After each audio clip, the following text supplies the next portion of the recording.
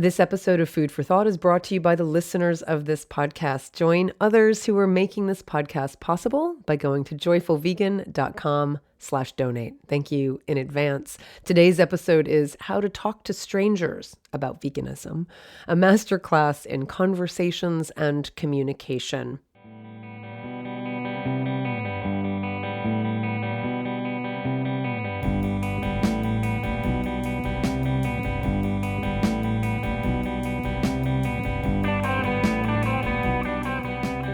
Welcome to Food for Thought. My name is Patrick-Goudreau. I'm your host. This podcast is dedicated to empowering people to live meaningfully, compassionately, and healthfully with abundance and joy. I've been doing this work for 23 years. You can find lots of resources in my books, in this podcast, in the offshoot podcast called Animology, through my daily social media posts, and through my website, joyfulvegan.com.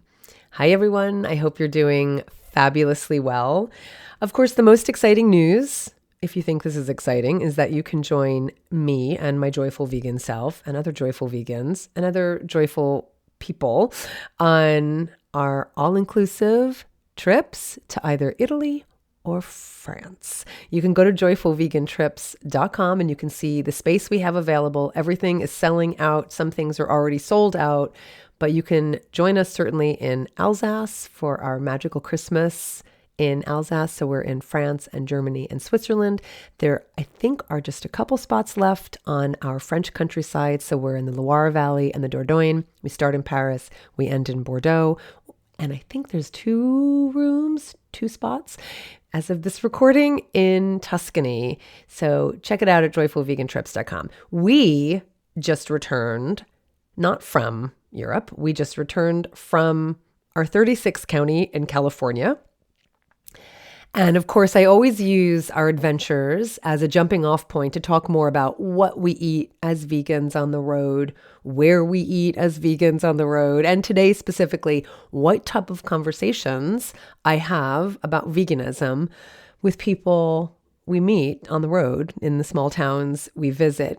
And that is the topic for today. I used to do a lot more of these episodes, the what do you say when kind of episodes. Depending on how long you've been listening, you might even remember a series we did called WWCPGD, which stands for What Would Colleen Patrick-Goudreau Do?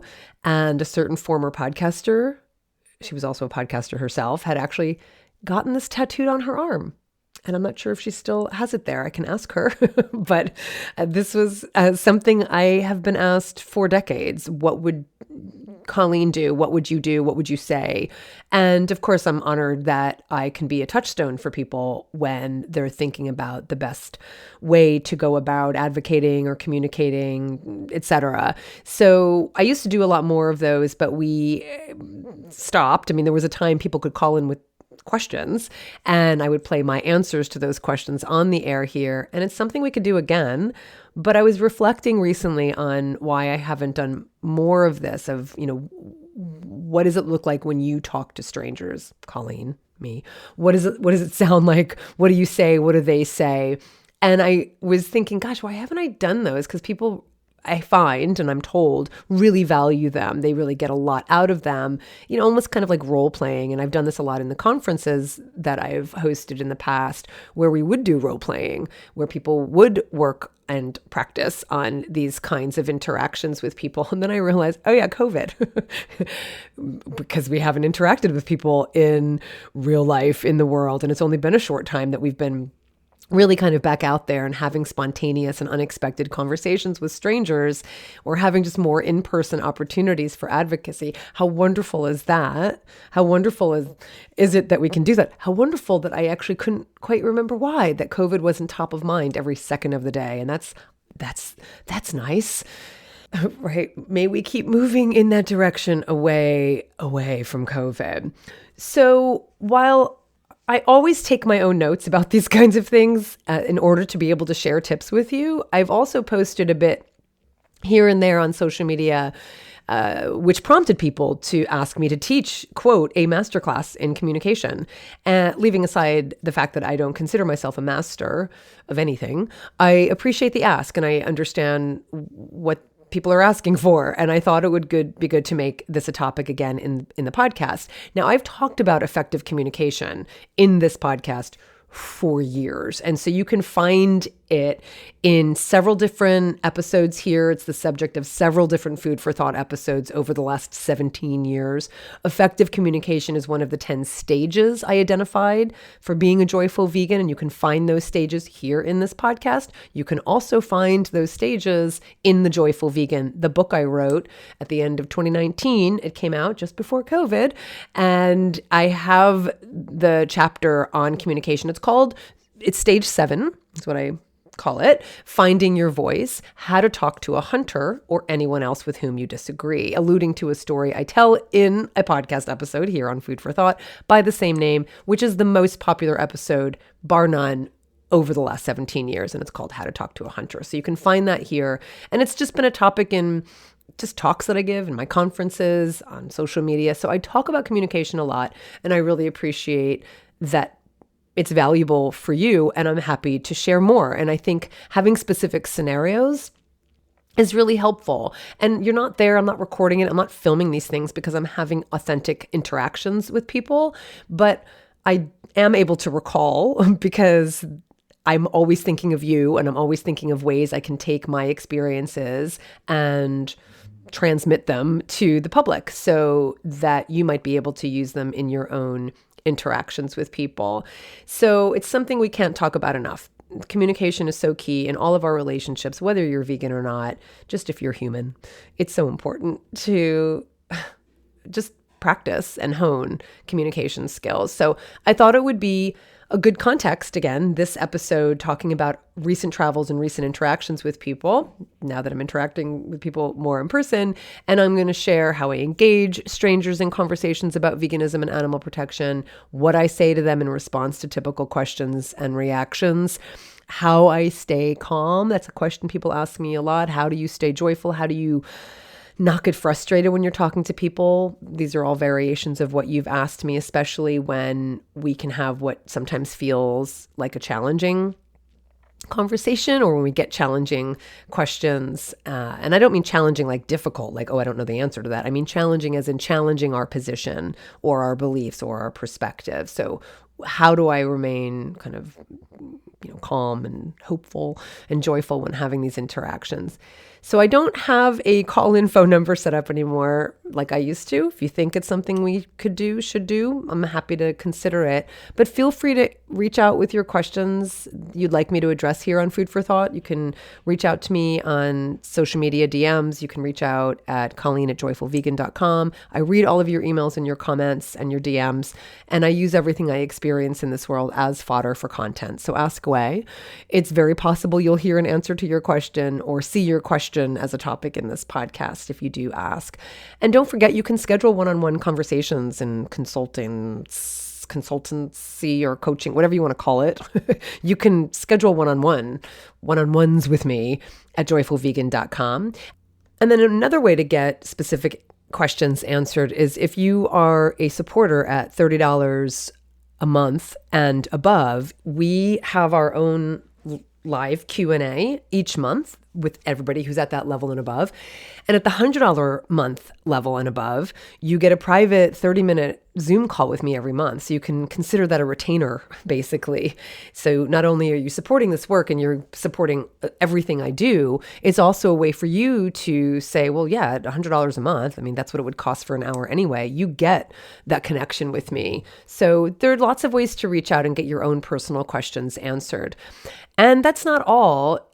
Truly, what you need to understand about the trips that I do, I don't do these trips just because, I just want to go to Italy. I mean, I do these trips to have connections with you and to provide you an opportunity to have an intimate interaction. So you can do that in a very special way, in a very special place. We have face-to-face connections. when we're on the trips, I'm there with you the whole time. You can attend obviously the talks and the workshops I give on the trips, and I'm doing more of those as we go on. And it's one of the reasons I host these all-inclusive joyful vegan trips. I'm with you the entire time as another traveler, and I make sure I have one-on-one time with each and every one of you. So that's another thing to consider. And finally, I'm putting out feelers about interest in what I'm calling a destination retreat to Whistler, British Columbia. And it would be a combination conference retreat like I've done in the past here in Oakland, as well as a destination adventure, meaning we'd be doing lots of fun activities in the region, hiking, boating, wildlife viewing, and we're also going to have talks by me and workshops and kind of role playing like we're talking about in today's episode. So if you're interested in the trips, if you're interested even in the destination retreat, go to joyfulvegantrips.com. There's a form you can even fill out to express interest in the destination retreat. And all that's to say is connection and communication and conversation, they are all topics of the retreat that we're thinking of doing, the destination retreat. And those are the topics for today. Everything I do is about, well, there's another C, connection, compassion, communication, conversation. That's what this is. So even before COVID kept us from having spontaneous conversations with strangers, really the only times I'd have such conversations was when I traveled a lot more. When I was giving talks and such, I would find opportunities on planes and in restaurants when I was traveling alone. And of course, when I would give talks as part of the Q&A segment of my talks, I don't work in an office. I don't work for a company. I've been working alone in my house for the last 20 years. And I, unlike some people, relish the questions I'm asked about veganism whenever they happen, if they're at the post office, if they're on the street, if they're in an airport. And it's not hard to make them happen because just being the vegan in the room means I will most likely be asked questions. Now, the vegan in the room is what I call the phenomenon, whereby non-vegans ask questions to vegans elicited merely by the presence of a vegan. Now, when I say ask questions, it could also actually elicit defensiveness or jokes or passive aggressiveness. So the point is, when you show up as the vegan in the room, inevitably, invariably, we as vegans are asked questions. It could be typical questions like, where do you get your protein? How long have you been vegan? What do you eat? How do you travel? Whatever. And it could also be, as I said, jokes, passive aggressiveness, or people just declaring how they eat and why they're not vegan, right? So there's all sorts of things that happen when we just show up as vegan. Now, some vegans don't like that. Some vegans don't consider themselves advocates, and that's fine. You don't have to be an advocate to be vegan. You don't have to want to answer any of these questions. For me, however, I love these questions. And in order to elicit these questions, I have to be the vegan in the room. Right. In other words, I have to be visible. I have to make myself visible as the vegan in the room. I have to make it known that I'm vegan. And that's one of the things we're going to talk about here today, is how I even bring the subject up in the first place. And I don't mean like because I'm wearing a shirt. I don't tend to wear message wear. I don't tend to wear a shirt that says vegan or joyful vegan. And I do sell shirts that say joyful vegan. I have aprons, and that I'm always wearing my aprons when I'm cooking, but by then you already know I'm vegan because you're in a vegan cooking class with me online. And so I do wear my message wear in that sense, but I don't tend to wear shirts that say vegan. So when I say that I make myself visible, it's done through communication. It's not done necessarily through a visual cue. So I am going to use 5 recent experiences to demonstrate how I bring up this topic, how I talk about it, how and if I follow up when relevant, what I say in response to typical questions, including the ones I've heard 1,532,355,009 times. I am counting. I am keeping track, including those. So how do you deal with those, right? Because that's also a question. Being like, I'm so sick of the protein question. People are, I'm so sick of the, what I eat question. I'm so sick of people telling me. Well, then if that's the case, then don't make yourself visible and don't show up as vegan. For me, that's not what I want. I want to be able to show up, and I want to be able to create a space for people to ask their questions and even challenge me. That's fine. So how do I go about doing that? So the 5 spontaneous interactions about veganism I've had really in the last couple months, mean, most of them are the last month. One of them is from December from our trip. And there are these 5. One is with an arborist we hired to take care of some trees on our property. One number 2 is with some of the gals in the nail salon I go to for my mani-pedis, which is not that frequent. It sounds like I go often, but it was my birthday and I treated myself. The third one is with some people who were strangers prior to this interaction at a friend's birthday party. They were people we met at the party. Number 4 is with a guide, a driver on a safari in South Africa. And did I say number 5? That was number 4. And number 5 is with a complete stranger, a biker I met at a bar on a recent road trip, the 36 county road trip. So I'm going to start with scenario 1 with the arborist. His name is Richard. And I'm going to tell you how it played out. But more than just telling you, just kind of like, I said this, he said this, then I said this, then he said this. What I'm going to do is obviously tell you the story and tell you the interactions, and I am going to give you very specific answers that I give, but I'm also going to give you kind of higher level strategies that you can use and you can implement in your own interactions. So we're going to use this one especially as kind of the foundation to talk about the higher level ideas, and I'll keep coming back to those. So Richard was an arborist I recently met because as a result of the storms we've had here in California, you've probably heard about them in your national news, wherever you are. I would imagine you would have heard about these storms because it's been pretty crazy what we've been experiencing here. And we've just been getting pummeled with wind and rain and floods. And yes, we need rain because we are a drought state and we have experienced a drought for the last 3 years. But it's been pretty crazy. And so very recently, as a result of the rain and the wind, a neighbor's tree huge tree fell on our fence. And now I'm not including this as part of the conversation, but actually this is kind of related to my animal work. This is kind of related, but it's kind of cool. So we share this fence, but we live in different streets and we all live up on hills. And so the point is, his property, the fence that we share is about 150 feet from his house, but his hillside comes down to the fence. But the hillside is just an open hillside. And I would go back on that hillside very frequently because on either side of the fence, on like the north and south side, was just an opening. Like his yard was not, his hillside was not, is not completely closed in. There's just the one fence that, that separates our back property and his back property. And he's never back there, but the deer would use it as a migration path. And so for years, I have been so stressed that whoever lives up in that house, who we never see, because they're not on the same street as we are, so they're not even like on our street. It's a different street altogether. I didn't know who this person was or people. And so I've been so stressed that whoever lived there was going to get the sense to like close in their hillside, and it would actually hinder the deer from migrating. The smaller critters can obviously get through the world a little better than the larger animals. So the deer, for instance, specifically use this as a thoroughfare. And I would go back there very frequently to clear any brush and to clear anything that would block them from being able to cross back and forth, because we all live on a street that has this we're on a hill, and so there's all these hillsides behind our houses, and so the animals just migrate behind our houses. But as you probably know, fences they're one of the reasons why wildlife are really suffering, because their migration patterns are hindered because of fences.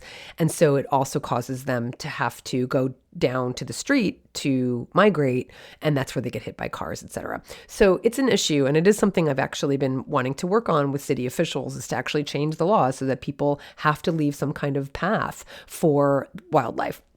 Okay, so fine. Haven't done that yet. And so I've just been filled with anxiety that someone who lived behind us would hinder the deer from crossing.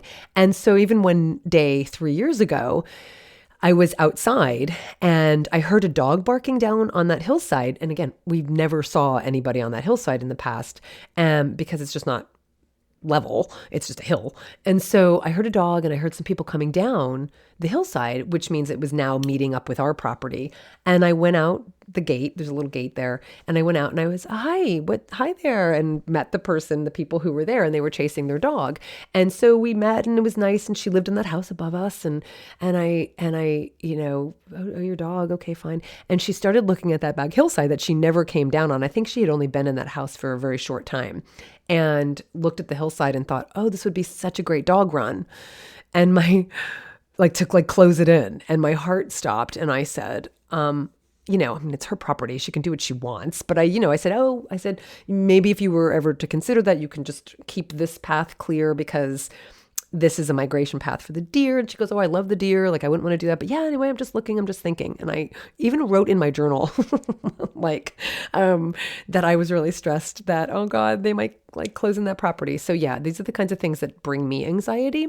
And so years went by, nothing ever happened. And fast forward to this tree falling on our fence, right? And so I knew it was the tree of that house just above us, and I saw the tree. It was really interesting because it had been raining so much, and I cannot believe how little time I've spent outside in the last 4 or 5 months, which we're usually able to spend some time in winter outside, but it's been so cold and so rainy and windy that I haven't. So I was really happy to have a chance to go outside and sit there's a structure we have back there called the ramada. It's an open-sided roofed structure. So I can sit out there in the rain and enjoy watching the rain, but at least be protected. And so I had gone out there for some tea, and it was chilly and it was cold, and it was time to go and take a warm shower. And as I was leaving, I noticed it was kind of dark, just behind the ramada, which it usually isn't. And I looked and I was like, oh, there's a tree just right there. And luckily hadn't hit the roof of the ramada. And so I thought, okay, let me go look at it. So I went out the gate and I looked, and I was going to get a chainsaw and maybe just cut it back myself. And I looked and I was like, no, it's a whole tree. It's huge. And so I was like, okay, now I got to get dressed and go find out who the person is who lives there. I met this woman 3 years ago, so I didn't know her. I didn't have her contact information. And I had to kind of map out where the house was because, like I said, it's on a completely different street. And I did. And I went there and I drove up. And I had already written my name and my email address and my phone number on a piece of paper because I knew whoever I met in the end, I was going to need to give them my contact information. And I pulled up on the street and I was looking for the house number, and there was a big truck on the street, and it's kind of a narrow street, and I kind of was trying to pull over, and then I saw the house number of the house, and the person who lived there, it seemed, a guy, was getting into a car and he was about to pull out of his driveway, and I was kind of right there. And I said, oh, hi, I'm so sorry. Are you just right above? And I named my street. And he said, yes. And I said, I think your tree fell on our fence. And he said, yep, that's why this big truck is here. The arborists were already there. He had already called a tree company to come and remove the tree from the fence. And this person's name was Simon. And turns out it was his now ex-wife who I had met 3 years before. So they moved into the house, and not long after that they divorced. They were still on very good terms. And he's still in the house, and he loves his house. It's such a really unique, incredible house with incredible views because he's way up on this hill. And we have become fast friends. And so very quickly, I, of course, started talking about the deer and the thing and that. And he said he loves the deer. He shared pictures of the deer with me that he had taken. And I knew all the deer because I've named all the deer over the years. And I knew the boys. He had some pictures of some of the stags, the bucks. The males. And so we've just become fast friends. He told me he donates to PETA because I told him what I do for a living, that, I'm an animal advocate and all of that. And he's just been wonderful. And so all that's to say is, by the way, we have a new fence, which was kind of a blessing because we kind of needed a new fence, but we weren't able to afford rebuilding it anytime soon. But we have had to spend some money on this, but not as much as we would have, had we had to pay the whole thing. And because this happened, we've met a new neighbor, we've met a new friend, and now we have a fence. Bad part is that we've had to cut out all of our greenery back there because in order for them to build the new fence, we had to cut out all of our greenery, which heartbreaking, but I'll survive. The point is, he's like, I would never close in this yard. I would never close in the yard. I would never hinder the deer at all. He is amazing. And how wonderful is that? And when I told him about how I met his wife, and he said, yeah, she loved the deer too. She would never have done that. So silver lining, but all that's to say is because we've been working with this new neighbor or this we've newly met neighbor, Simon, he and I have been working very closely on this fence. And so both of us trying to find fence people. And he also wanted to have an arborist look at one of the other trees that was on that back hillside, because if that tree was also in a state that was going to fall, that would have been awful to build a new fence and have a tree fall on that new fence. So he was looking for different arborists, different than the ones who came that day to just clear the tree. And I said, because I think those are like mostly tree removal people, but he was looking for a proper, arborist. Anyway, he found one, and his name is Richard, and it was great. And he did a great job on cleaning up that oak tree. And in the meantime, we needed a couple things done, like small little pruning things. And we needed our oak trees treated for sudden oak death, which is a thing here, which is super sad. And so we connected with Richard directly as well to have him do some of this work. And so Richard came one day to just take a quick walk around and for me to show him what we needed. And as he was confirming that he had my contact information from Simon, he saw that my email address was, so here's our first strategy in communication. He saw that my email address was colleen@joyfulvegan.com. And right away he says, oh, vegan, how long have you been vegan? And I said, well, 23 years. And he said, is your husband vegan too? And I said, yeah. And so we started walking up the steps as we're continuing to tour the property and walk him around. And I said, yeah, my husband's vegan too. He's been vegan almost as long. And I then paused, to just create any space, whatever he wants to say, or maybe he wanted to say more. Maybe he didn't want to say anything else about me being vegan. But then he proceeded to tell me about a good friend of his who he's been friends with for like 20 years or something or more, who has been vegan for, well, I think he's been friends with the person for longer than that. And he said this friend of his has been vegan for like 20 years, and that he and his friends, they never thought he would stick with it. But 20 years on, he's stuck with it. And so he started telling me stories, and he's like, yeah, he actually ate meat just once in the last 20 years. It was at a pub, and he ordered a vegan burger. And as soon as he bit into it, he realized it was animal flesh, and he spit it out. And I joked, and I was like, yeah, I call that losing your veganity. It happens to us all.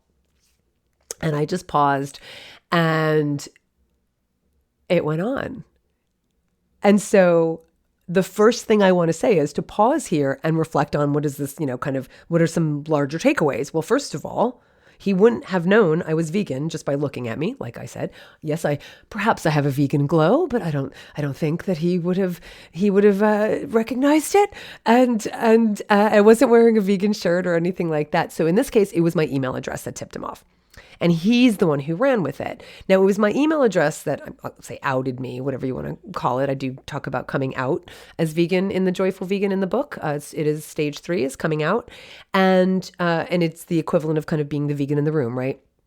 I became a visible vegan at that point. Now, some people don't want to have these conversations because they don't want to hear the excuses, as I said. But I love these conversations, and I find it like, I actually feel like it's like an exercise. It's like I'm working out. It's like I'm honing these muscles. Do you know what I mean? I'm honing my skills as a communicator as I have these interactions. And all that's to say is they're not perfect. That I don't have all the answers. There's not one way. It's organic, and it's spontaneous, and it's exciting, and I love it. And that's the thing I want to bring to you. And as if you want to use it as a strategy, is embrace it. Just have fun with it. Enjoy it. And do not think you're going to be perfect. I've said often, and it's in the Joyful Vegan, I've said often that you don't have to have all the answers. You don't have to have all the answers, but just showing up is the start of it. And asking questions is a big part of this. So number 1, just show up and be the vegan in the room, right? Listen to them, hear them, just show up. Just show up is the first thing I would say, the first takeaway I would say, right? Now, how do you, well, just show up. Just be willing to have these conversations, I would say, before even getting to the outing yourself part. So just show up and be willing to show up and be willing to be imperfect in all of this. Embrace it, have fun with it. That's number one. Number two, if you want to have these conversations, find a way to be visible. You could wear message wear. You could have a vegan shirt. You could have a joyful vegan shirt. You could have an email address, especially for someone you're going to be giving an email address to, like someone like this, service person. And you don't have to have a business. Like mine is my business name. It's my brand.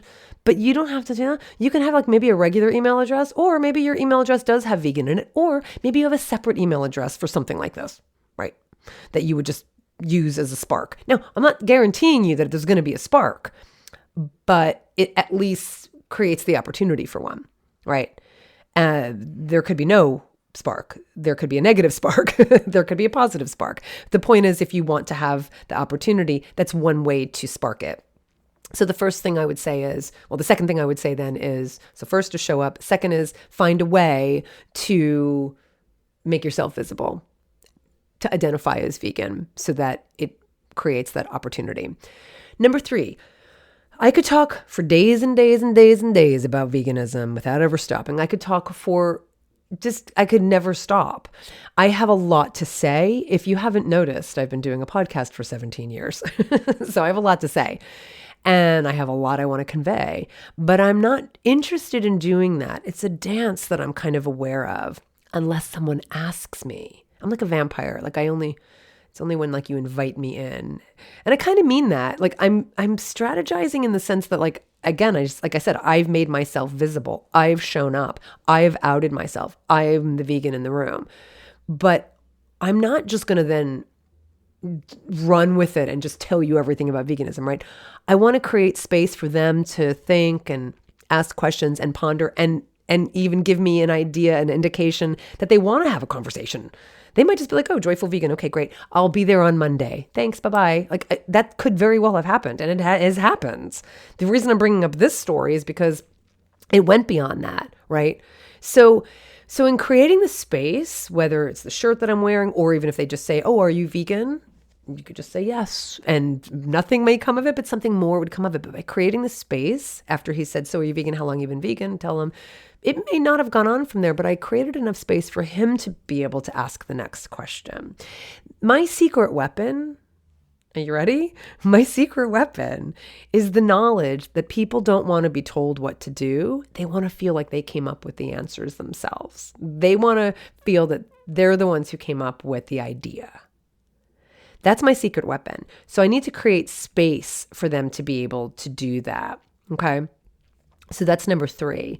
I'm not going to keep this numbered, but that's the next thing to consider. Next, you've heard me say this before, have no expectations. I didn't expect that when he looked at my email address, he was going to ask me how long I was vegan. I had no expectations, right? He could have just been like, oh, and made a passive aggressive comment. He could have said something negative. He could have said nothing. He could have said something positive. I didn't expect anything. It's just, oh, here's my email. He's reading it. Oh, okay. What is he going to do with that? Is he, I'm not an idiot. Like, I'm like, is he going to notice that it's joyful vegan? And what is he going to say? Like, I'm asking myself that question in my head when he's reading my email address or when this kind of thing happens. Oh, Colleen@joyfulvegan.com. I'm on the phone with people. If I'm on a service call with someone and they ask me my email address, when I say my email address, I'm aware I'm giving them an email address that has vegan in it. And I'll tell you the most pressure I feel, or the most anxiety I feel. Anxiety is probably too strong, but I'm aware that when I say my email address is joyfulvegan or my website is joyfulvegan.com, that people are going to be like, you're not joyful. I mean, I am pretty joyful. So that's unlikely, but there's a moment where I think, if I'm calling myself a joyful vegan, I better be representing, right? Right? I mean, there's a little bit of that. And I'm not just saying that you have to represent perfectly all the time as vegan, but I'm calling myself joyful vegan, so I better kind of live up to that at least. I mean, I like to think that I'm polite and kind and respectful whenever I'm talking to people, but I get frustrated too. And when I call and I have a customer service issue and I'm frustrated or I'm annoyed or they've done something wrong, I'm aware that if I have to give them my email address and it's joyfulvegan.com, I want to be consistent in my representation of me and my brand. So it puts a little pressure on me. It's true, but it's self-chosen. So all that's to say is, when I say that I have no expectations, it's not that I'm not aware that I'm giving him my email address that says Joyful Vegan. My thoughts are, is he going to notice? Is he going to say something? But then what I mean when I don't have expectations is, I'm not like, yay, he's going to ask me something, right? So I have none. I just have none. The next thing is what I find, and this is something to be aware of when you're having these interactions, is I find that as soon as you find a way to connect, as soon as you become visible and identify, and they know it, that you're vegan, what people do is try to find a way to relate to you. They try to find common ground. Now, that's one of my strategies that I've talked about in the book, The Joyful Vegan, in this podcast, in all of the ways that I've talked about effective communication. Creating common ground is one of them. But what I'm saying is more than that. I do try to create common ground as an advocate, as a communicator. But what I'm saying is that if you notice what in this case, Richard, sorry, not Simon, what Richard said is he said, oh, are you vegan? How long have you been vegan? I have a friend who's vegan. He, by telling me about his friend, was finding a way to relate to me, right? He's not vegan.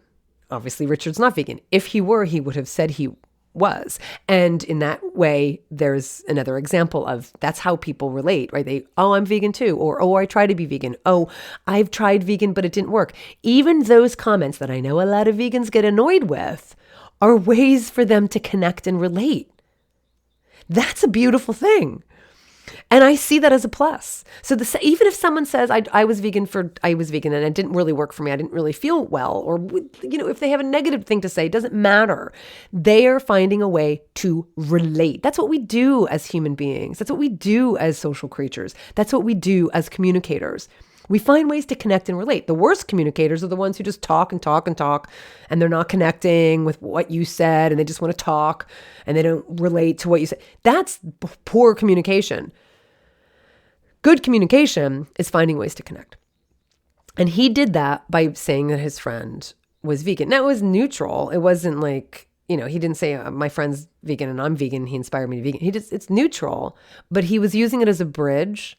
And I think people do this all the time. So if we pay attention when we're in these interactions with people, we can hear these bridges. We can see these bridges and jump on that bridge.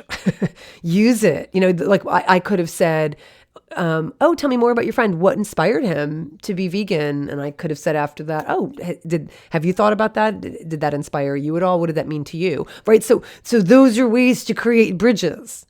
When they do it, when you do it, there's just ways to connect. That's exciting. So by virtue of saying something, by showing up, by identifying, by outing, by being visible, you're creating a connection, but so are they when they create that bridge. They're also kind of feeling you out. I also think, this is another kind of secret weapon, that one of the ways humans operate in this world is to feel in control. We like to puff up our feathers. We don't like to feel vulnerable. We don't like to feel that we're not aware of something, that we don't know something. We don't like to feel like that we're not on solid ground. So even when people, that's why we all travel in like-minded circles. Like we all want to kind of be validated, and we all want to kind of know the territory we're operating in, right? We don't want to be surprised. We like known quantities. And so that's why I'm saying that even when someone says something negative or asks you about protein, or, if they challenge us, often it's because they might feel threatened. And when we can be aware of that, I think it just makes us better communicators and more compassionate. If we just ignore someone or blow it off or roll our eyes because they ask about the protein question again, and we're just like, God, they're so stupid. Like, how can people keep asking about this question about protein? How stupid are they? We know that we don't need protein. We know that, right? If we do that, then it's us who are not being open. We're the ones who are not being open. If we just close off our perception of someone and we just conclude something about them. Oh God, the protein question. I'm so sick of it. God, they've never thought about this for a second. I don't really feel like having this conversation. Fine. You're closing yourself off, right? So in every way, unless they're such a jerk that we don't want to have an interaction with them. And I have been in those situations too. And unless they completely shut down and they don't want to have the conversation. In every other way, people tend to want to, even if they ask a question you've heard a million times, it's an opening, it's a bridge. That I find very exciting. That is my perspective. You don't have to agree, but that was in my head when Rich told me about his friend. So that's that, like, there's a slow motion summary of a 30-second interaction. Richard came over. He read my name. He read my phone number. He read my email address out loud. When he got my email address, he asked how long I was vegan for. I didn't get excited I didn't think we were going to talk about veganism, or I didn't think this was going to be an opportunity. I didn't also think that it was going to be bad, right? But my brain did kick into high gear, knowing that now we're going to have a conversation. So I was ready. Right? When he told me about his friend, my brain is now kicking into ready mode, not expectation mode, but ready mode, right? It's also kicking into curiosity mode, because it was him that was now probably going to share with me something about veganism and his experience with it. Now, he did a little bit when he told me about his friend, but I know, because I've been doing this long enough, that often what comes next is some personal story about veganism, right? Negative or positive. And by virtue of knowing that, what I do when I say I ready myself is that I ready myself to be in a position of empathy and openness. And that's the orientation I have when I'm having these interactions. I'm open to receive. So that's the next takeaway. I'm open to receive. One of the aspects of effective communication, I say this in all those resources I've already said to you, The Joyful Vegan, the book, this podcast, talks that I give, retreats that I do, is orientation. It's perception. It's perspective. One of the most effective aspects of communication is, how do I think about this person? How do I think about this scenario? My communication with someone begins long before I open my mouth. It begins long before then. It begins with how I think about them or how I think about the situation, right? And so, again, kind of related to what I just said, if I'm going to be like, oh God, I'm so sick of this protein question. I'm so sick of it. Clearly he eats meat and I don't really want it. Then obviously we're just like closing ourselves off. And we're not being fair, because we're actually drawing conclusions about them that are probably not accurate. That's like people drawing conclusions about us in the first 10 seconds.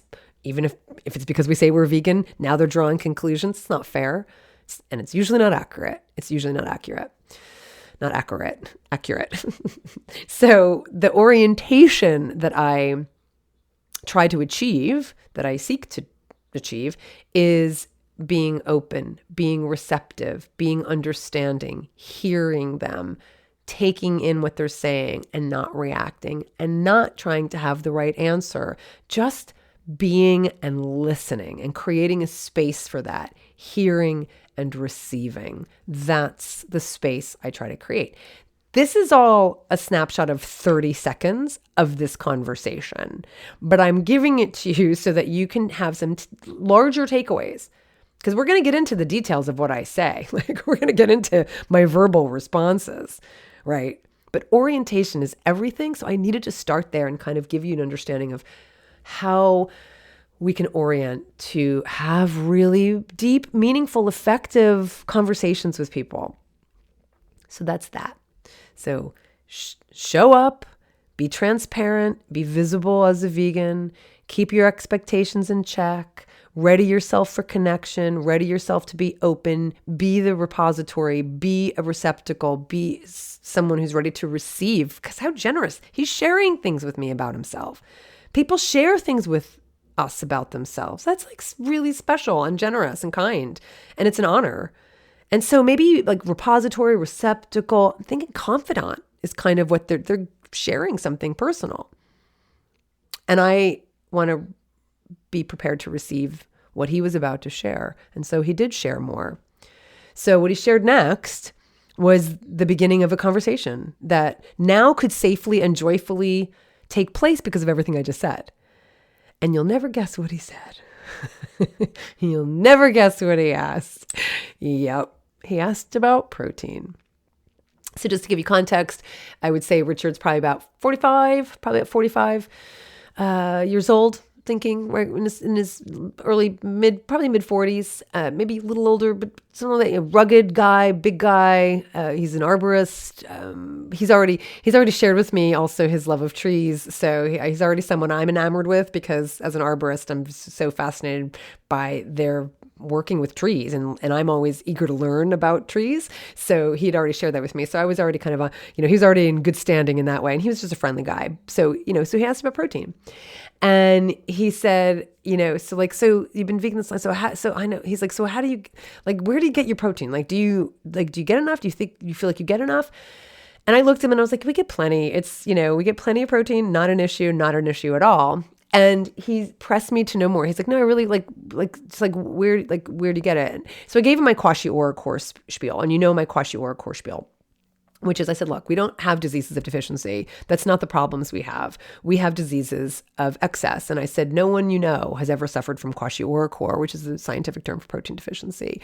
But people suffer from heart disease and type 2 diabetes and, cancer and all these things that are linked to the consumption of animal products. But the point is, no, it's not an issue at all. We get plenty of protein from plants. It's the excess protein that's a problem. And so I said something like that. Something like the Kwashiorkor excess protein. I said, actually, the problem is not that we don't get enough, that vegans don't get enough. The problem is actually people are getting way more protein than they need.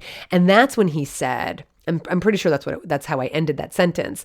I said, no, the problem isn't that we're getting too little. The problem actually is the data really show that people are getting too much, that we get more animal protein than we need. And that's actually problematic. And he said something like, God, it's so confusing, right? He's like, because there are so many different perspectives. Like another person is going to say that, they're keto and they have to be keto and they have to eat a lot of meat and protein. He's like, it's just so confusing. Like, who do we listen to?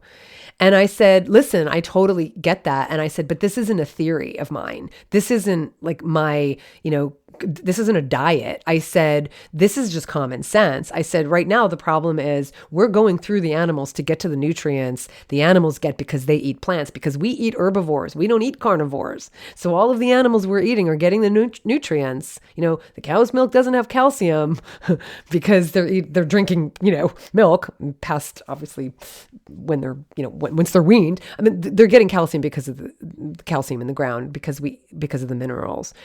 And I said that, and at that point we're in full conversation, and he was just interested and fascinated, and he was in, and he goes, that's, and often what happens, they go, I never thought about it like that. He said, that's a good point. And that's when he said, I could see his wheels turning, and he said, my son, he said something like, he's like, that's good to know, because my son, he's like, for instance, loves vegetables. He eats a lot of vegetables and he loves them all, which is great. You never hear that. You hear that very infrequently. And I think he said his son was about 10 or so.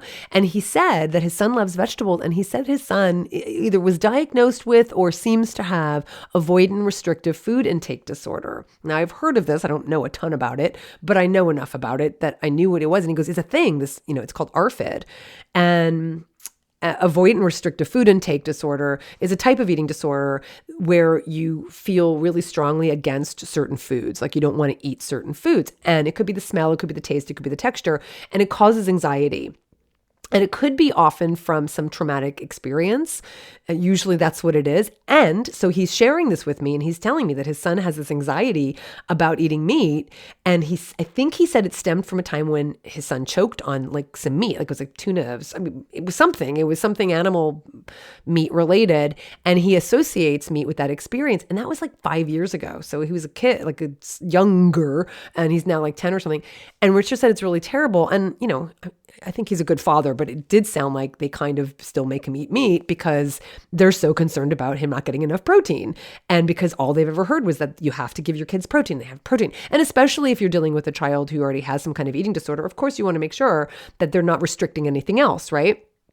And so when he said this to me, he was thinking out loud, and he was saying, but this makes me feel like, gosh, we could just let that go and not worry so much if you're, if really if if we don't have to worry about protein because he loves vegetables. And I said, that's fantastic. And I said, that's a really good thing. And I said, listen, I want to, I said, this, obviously this is what I do for a living. And I said, I have a book called the 30-Day Vegan Challenge. And I said, I really want to give it to you because I think it would be really helpful. Because I said I have one chapter on protein. There's one chapter on B12. There's one chapter on lunches for kids. And he, as I'm saying this, he's like, oh my gosh, that's exactly what I need. That would be so amazing. And he said, a challenge is kind of, this is, of course, makes me so happy because this is why I wrote this book. He said, a challenge is, I think, like a 30-day challenge, I think would be great for all of us. I think it's exactly what we need to kind of make some changes. And I said, yeah, that's why I wrote it. That's why I did it, because it's a really nice time period where you recognize habits and you've heard me say, instead of looking in this direction your whole life, you're looking over in this direction. So he was thrilled. And I said, listen, I'm happy to give you the book. He's like, I'll pay for it. I'm like, listen, I'm happy to give you the book. If you don't want it, pass it on to someone else, but I'll give you the book. And so we quite literally at that point talked about where I'll leave the book because he was going to then, do the work that we were hiring him to do. And so at this point, he was so friendly and we were just back and forth on text about other things, related to the trees. And he texted me and he said, he got the book and he said, thanks for the book. I can't wait to learn from you.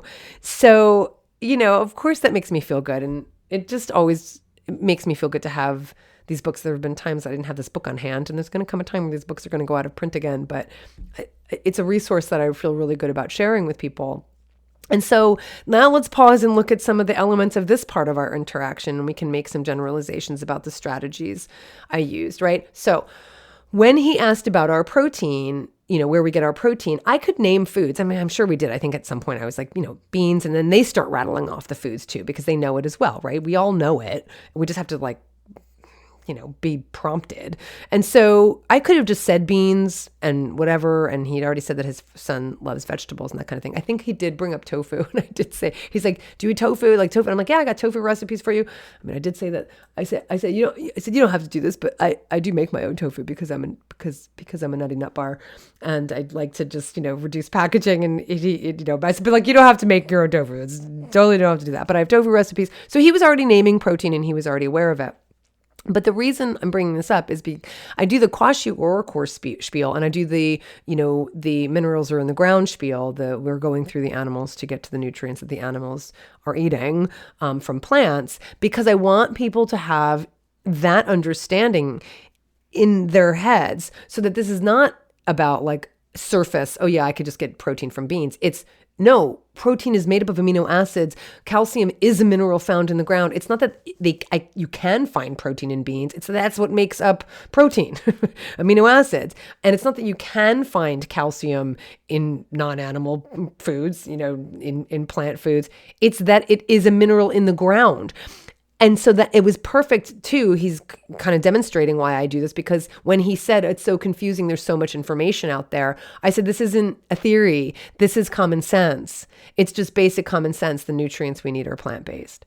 And so having a couple of those things in your back pocket, of course, is helpful. As I've said before, you don't have to have all the answers. You don't have to have a degree in nutrition, but having a couple of things to be able to give some kind of foundational understanding of this, I think is helpful.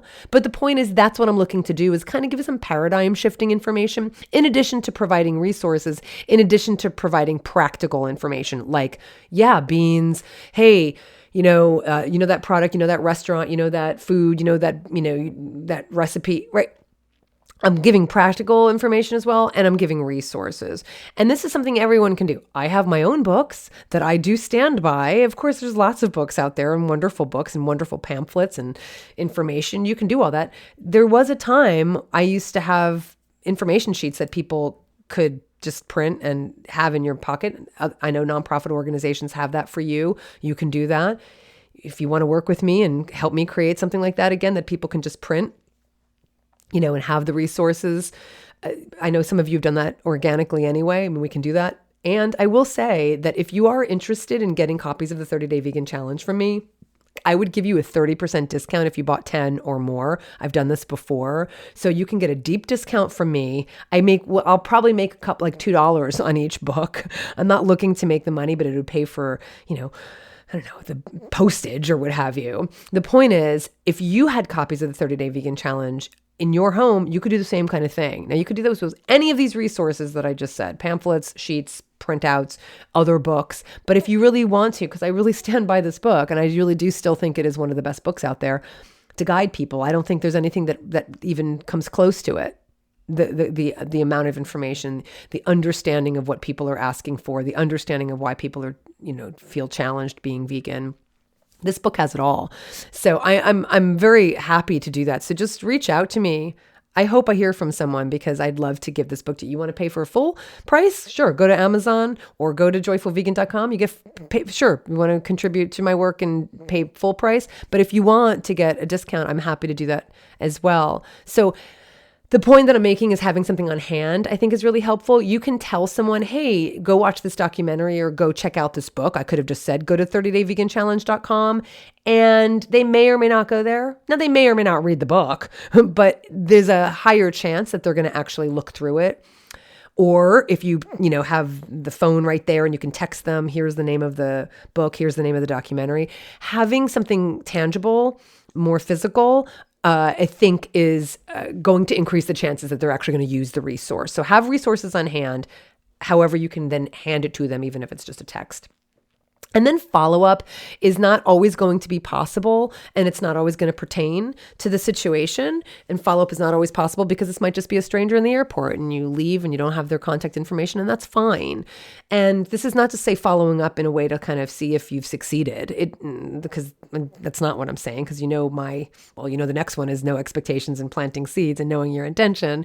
But what I mean is, if you're able to reach out, then great. And so I did about 2 weeks after our conversation, I texted Richard and I said, hey, at the risk of sounding like a nosy Parker, please let me know if you have any questions related to food or nutrition, or if you want ideas for meals.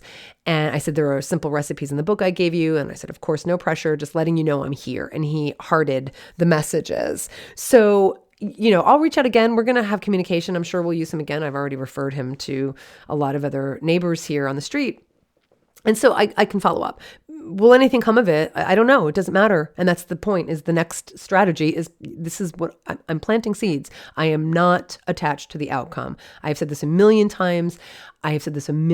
Part of the orientation that I have when I am interacting with someone is I am clear about my intention, and my intention is to raise awareness about violence against animals, to be their voice, and to share my story. That's it.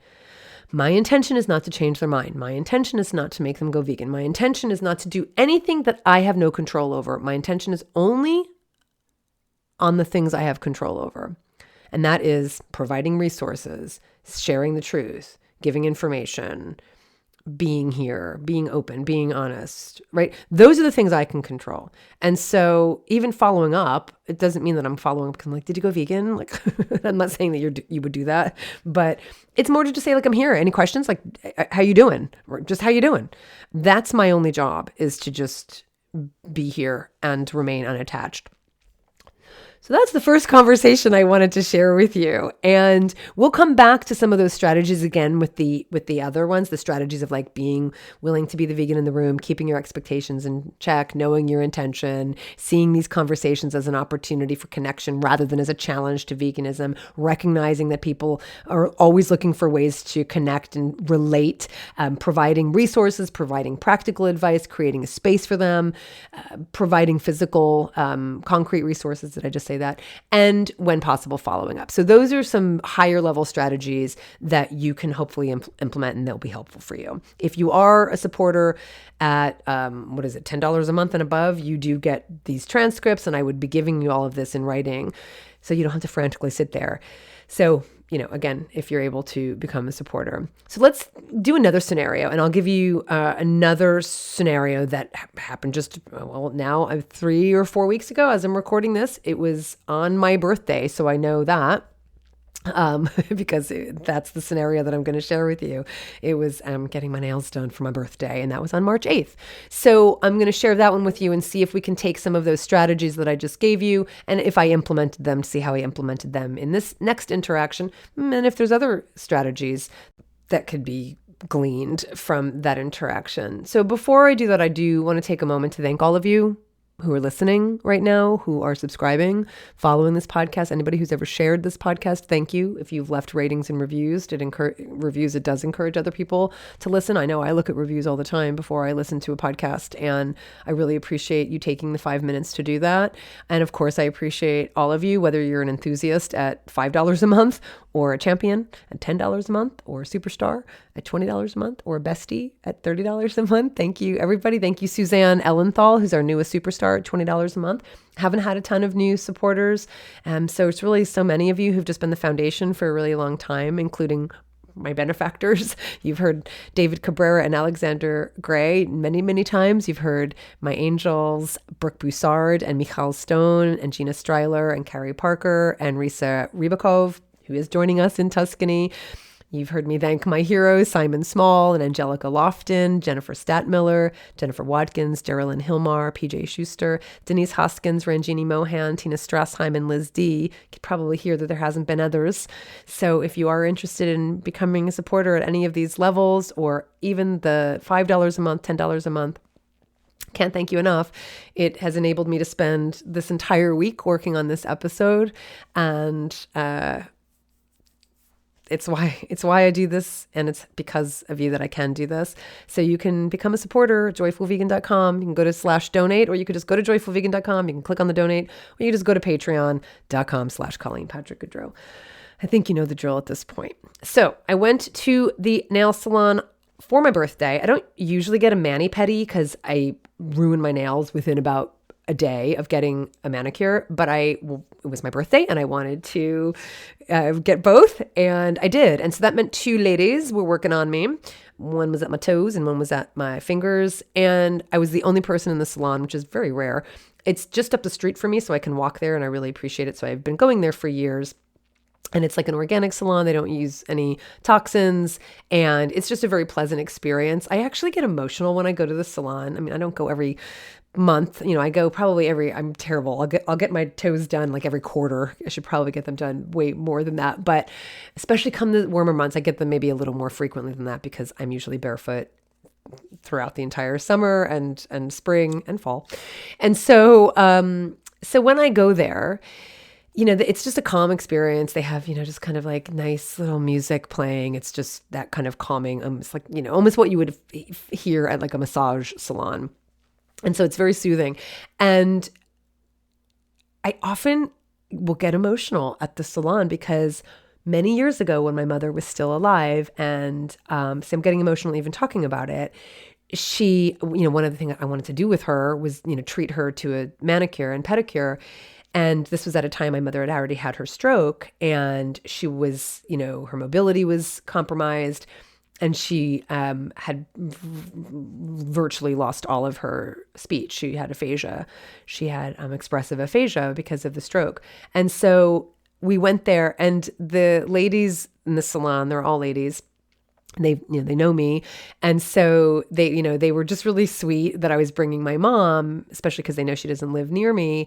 And it was the first time they were meeting her, and they were all so sweet, and they all just took such good care of her. And especially because my mom couldn't talk, which was actually probably fine. So most of the ladies, I think all of the ladies who work there are Vietnamese. And so, most of them speak perfect English. Some speak okay English, some speak no English. And so I think it worked well, because like language barriers can make us really empathetic and sensitive to people who don't speak, because we find other ways to communicate. And they did, and they were so kind and so sweet. So when I go to the salon, even if I did go every week, I still get like emotional when I go there. And I just really remember how kind everybody was to my mom.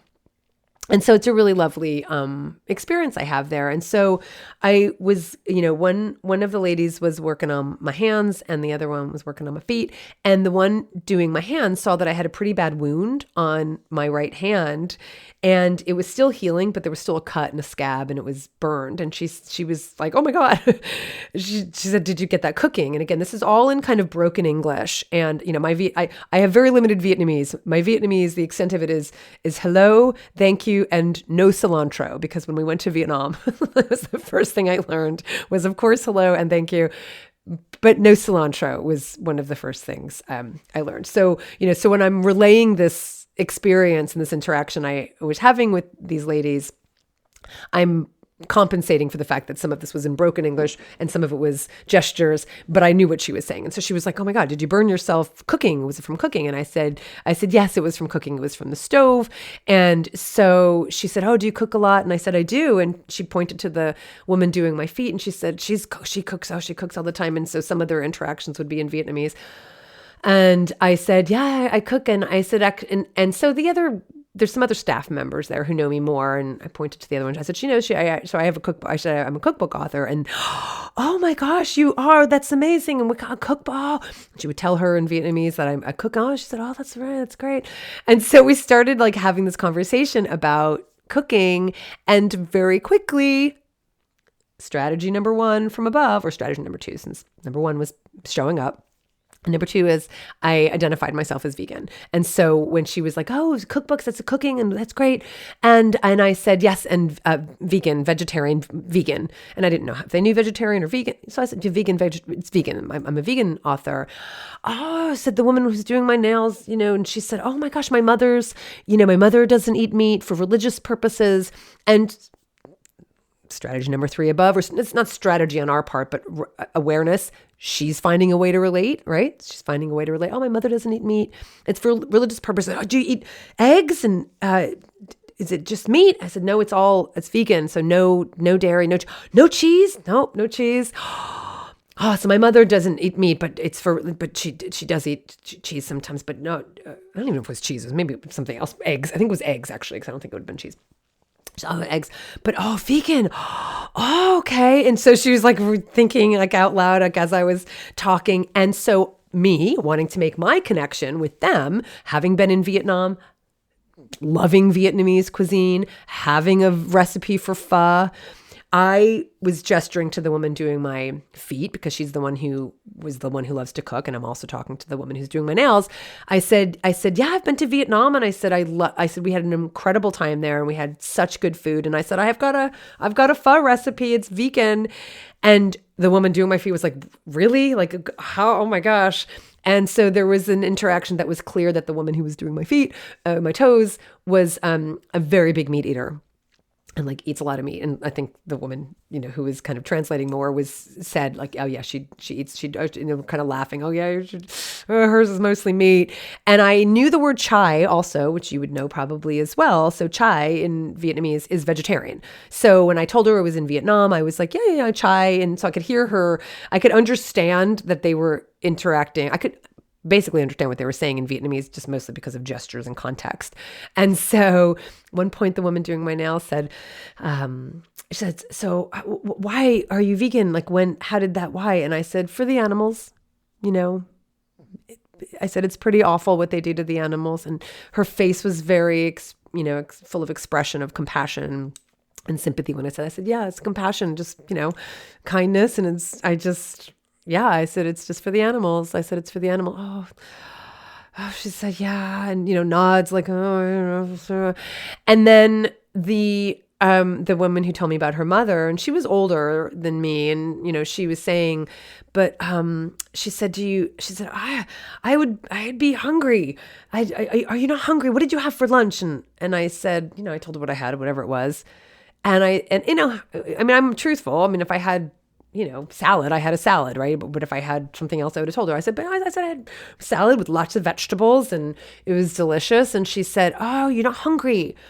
And I said, "No." I said, "Of course not." And I said, if you're hungry, eat more." And she laughed and she's like, "It's true. That's a good point. Like, yeah, of course, I'd eat more and it's good." And I said, and eating more of the healthy food is good. Like, that's what you want. And so it was just this back and forth and so engaged and really interested and asked other questions. And it was just wonderful. And again, I showed up. I made a point to say I was vegan. I was very happy to have these conversations as much as we were able to have them. They were very engaged, and I haven't gone back because, like I said, I don't go very often, even though it's just up the street, and I just haven't gone out for walks as much because it's been raining every day. But I actually have a stack of 30-day vegan challenge because of this situation and two more that I'm going to relate to you. I have a stack of 30-day vegan challenge, and I'm going to bring them up a copy, whether I get my nails done or not. Again, I'll just go up there and give them a copy because I want them to have it, the ladies who I was talking to, and also just the salon, because this has come up before with other staff members as well. So again, right? So creating the space, not having expectations, planting the seeds, giving practical, thoughts, also paradigm shifting information, because, when she said, hungry, I was like, no, eat more food if you're hungry. And okay, that's a good point. Like, this isn't just right. So found ways to connect, found ways to relate. I'm going to follow up. I'm unattached to the outcome. So that's another example of kind of how those larger ideas play out into these individual interactions. Scenario number 3. This is with people I met at a friend's birthday party. So it was our friends Dave and Kibos. It was Dave's 50th birthday, so we were there to celebrate. And Kibos is his now fiance. They just announced on the birthday at that party that they are engaged. And so we went to their new house. They just bought recently, and so obviously there's mutual friends, so there's lots of friends we do know. And Kibos at one point wanted.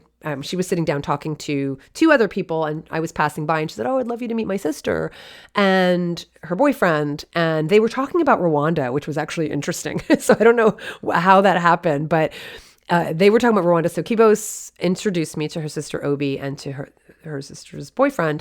And so we started talking about Rwanda kind of off the bat. So for those of you who are listening for the first time, Rwanda is one of my special places in the world. I love Rwanda. We've been there 4 times now, and we will hopefully go back again on another Joyful Vegan trip as soon as they lift the requirement to test before going to see the gorillas and the other primates, because we just can't have that stress again of like someone testing positive for some random crazy reason or a false positive and not being able to see the gorillas. So once they lift that, we will announce our next trip to Rwanda. But that they were talking about Rwanda, and I know a lot about Rwandan history. I'm actually still reading, and I'm full on reading lots of books about Rwanda and Rwandan history. So it's just a place that's really special. So we started talking about Rwanda, and Obi, her sister, was very interested right away. And the dynamic with the boyfriend was interesting. He seems to be one of these people who really likes hearing himself, and I felt like he was kind of dominating the conversation, even like over her when she would speak. And so that was a bit challenging because she was so engaged and she was so sweet, and we hit it off really well very quickly. We gave each other like 5 hugs when we left. She was like in tears by the time we parted. And so I really appreciated the conversation I was having with her and the interaction. And he was a little more challenging. But so Obi's Japanese. She grew up in Japan. So not even just she grew up in Japan, so very traditional Japanese. And as I was talking to them about Rwanda, it was clear very quickly that maybe this is one of the reasons they were talking about Rwanda, because they're in the hospitality industry. And so she had lots of questions about hotels and travel and eating in other countries. And so that's how the interaction became. Now, in this case, I was outed very quickly. I was identified very quickly as vegan because when Kibos introduced me, she said, this is Colleen, she runs vegan trips, she's a vegan author, that kind of thing. So like that was, very quick, but I still would have made it come up quickly, as you know, if she hadn't. So the conversation immediately became about veganism, but also we talked about Rwanda a bit too. And every time I would say something just more general, she would say, please tell me more. Like what, I think I made a generalization about Rwanda versus Botswana or something. And the boyfriend too also wanted to know more of what I was saying. Like, tell me more about that. Why? And so we were just fully engaged. And so a lot of the questions were around traveling and, how do you do it? And, I was talking about how it depends on where you go. But, one of the advantages we have running the trips is that we can ask for what we want, everything we want from the hotels and the vendors and the chefs, because we have leverage, because we're bringing people on the trip. But even if that weren't the case, right, it's, a matter of eating the local cuisine as much as possible, the equivalent of the cucina povera that we've talked about in the Italian cuisine, the Italian cuisine episodes. And I also talked about the city versus countryside. So as I'm talking about, when we're traveling, you're going to find more variety in the cities because they're more cosmopolitan, and you're going to find other cuisines and ethnicities versus in the countryside, where the countryside always tends to be a bit more rustic and a bit more based on agricultural products, including animal agricultural products. And so I was kind of saying these things, and every time I would say something, she would ask me to elaborate. And so I was talking about Rwanda's cuisine versus Ethiopian's cuisine. Ethiopian cuisine has kind of made its way around the world, where, you don't know about Rwandan cuisine. Who knows about Rwandan or Ugandan or, a lot of East African cuisines you don't know other than Ethiopian, Eritrean. So we were talking about that. And then that led us to like Alsatian cuisine because of our Alsace trip to France and the Loire trip, that like we're in the countryside and you don't normally get authentic regional French cuisine if you're vegan, that's plant-based, because there's so many animal products, there's so much cheese and there's so much meat. So we're talking about it in that context. And we talked about Japan. And so, we have 350 people or more on the wait list for Japan, for Joyful Vegan Japan, which will hopefully happen in 2024. But, Japan just opened, so we're just now going out to scout. And so, this is all happening. The boyfriend is saying, oh, that must be really hard. And of course, I'm aware that Obi's Japanese. And I say, and so he was like, oh, that must be really hard. And I was like, actually, no, like Japanese is my favorite cuisine next to Italian cuisine. I said, especially Shojin cuisine. And he said, what's Shojin? And, she, of course, knew what I was saying right away. And she's like, it's the temple cuisine, Japanese temple cuisine. And she's like, yeah, right. So she's thinking, and she's like, right. Yeah, obviously that's all plant-based. And I said, even, and I was saying this to her boyfriend, I'm like, sushi doesn't even mean fish. Sushi means the thing on top, like on the rice. And as I was saying this, Obi's like, yeah, you're right. It means sour. It means sour rice, basically. And he's like, wait, what? It means like, oh, it's kind of bitter. And she's like, no, it means sour. Like, she's like, no, but that's what it means. It doesn't mean fish.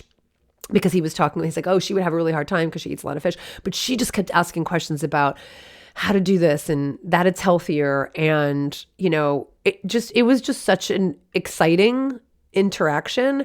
And look, it was also dark and getting late and we had drunk wine. And so I can't remember every detail about the conversation, but it did come up about how it's healthier. And of course, I talk about the nutrients we need are plant-based. I did that whole spiel when there were questions about that.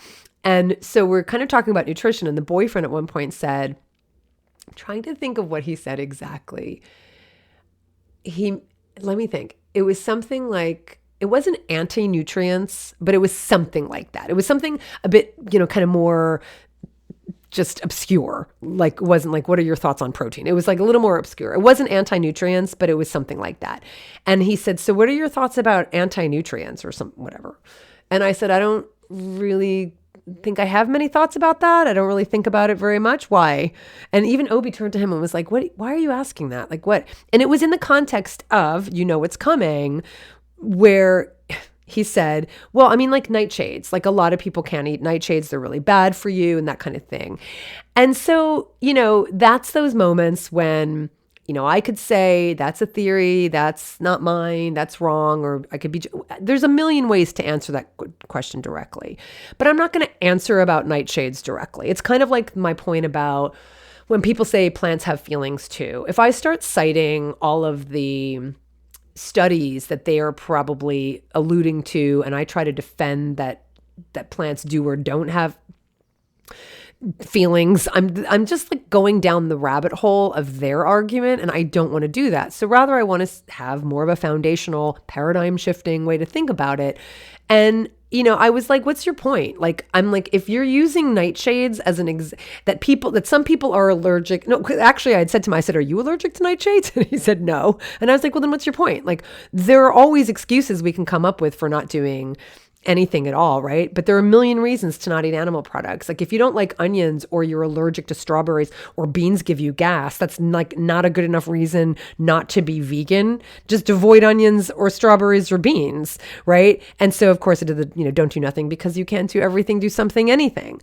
And Obi was just like glowing and he was like, he got it. Like, I mean, I'm direct when I talk, I'm passionate, but I'm still like doing this with respect. But I really was like, are you allergic to nightshades? Well, then what's the point? Like, why are you bringing this up in the context of veganism? It has nothing to do with veganism. It has everything to do with like some people are allergic to, potatoes. Like, what is that? That has nothing to do with being vegan. That's just the thing to like start then saying, right? Oh, well then that's a reason people can't be vegan. No, it's a reason people can't eat nightshades. It's a reason people can't eat potatoes. That has nothing to do with being vegan. And so Obi was beside herself with appreciation for the conversation. And she's just absolutely lovely. And she hugged me like 5 times. She was just so energetic and and just beautiful. And so she left and we said goodbye. And I sat down to talk with Kibos afterwards, her sister, whose house I was at, and who introduced me to Obi in the first place. And she went on to tell me that Obi was in the middle of fighting cancer for the second time, and that her mother had died of cancer. And Obi's in her 30s. So my heart, like, even when, like, I didn't know, like, I mean, she was asking about health and she was asking about wellness and that kind of thing, but I didn't know. And I had already told Obi that I was going to send her a copy of the 30-Day Vegan Challenge. I should just keep them in my car. And I gave her my card and I said, we'll connect. Now, what I did as a follow-up is I reached out to Kibos and I asked her directly for Obi's, contact information or to connect us if she didn't want to give it to me. And that one of those books that's in that stack is for Obi. And I'm going to be sitting down over the weekend and writing a note to her and writing a note to, who was the other person? Oh, to the nail salon folks, right? And I have another one, but I'll get to that in a minute. So that's another story that happened, and that was the interaction. And again, I think you can glean some of the things that came out of that for higher purposes, for higher as higher ideas or foundational ideas of interactions. Scenario number 4 is brief, and it's an example of kind of similar to the way I just finished off that story about how I reacted to the boyfriend. One of the things I talk about in effective communication or related to effective communication is, I think there's, especially at this time, I think, first of all, I don't think we're very good at interacting with people or disagreeing with people. First of all, we're not putting ourselves in positions to disagree with people because we're in these silos now. I think it's, I'm not an alarmist and I'm not a conspiracy theorist and I'm not a cynic and I'm not pessimistic. But I will say, I think one of the most dangerous things about our time is that we are not interacting with people who disagree or who have different perspectives or who have different worldviews or who are opposed to us in worldview, politically, culturally, whatever it is. And I think it's one of the most dangerous things of our times. And it's going to keep getting worse because of just the way things are playing out in terms of the internet and television.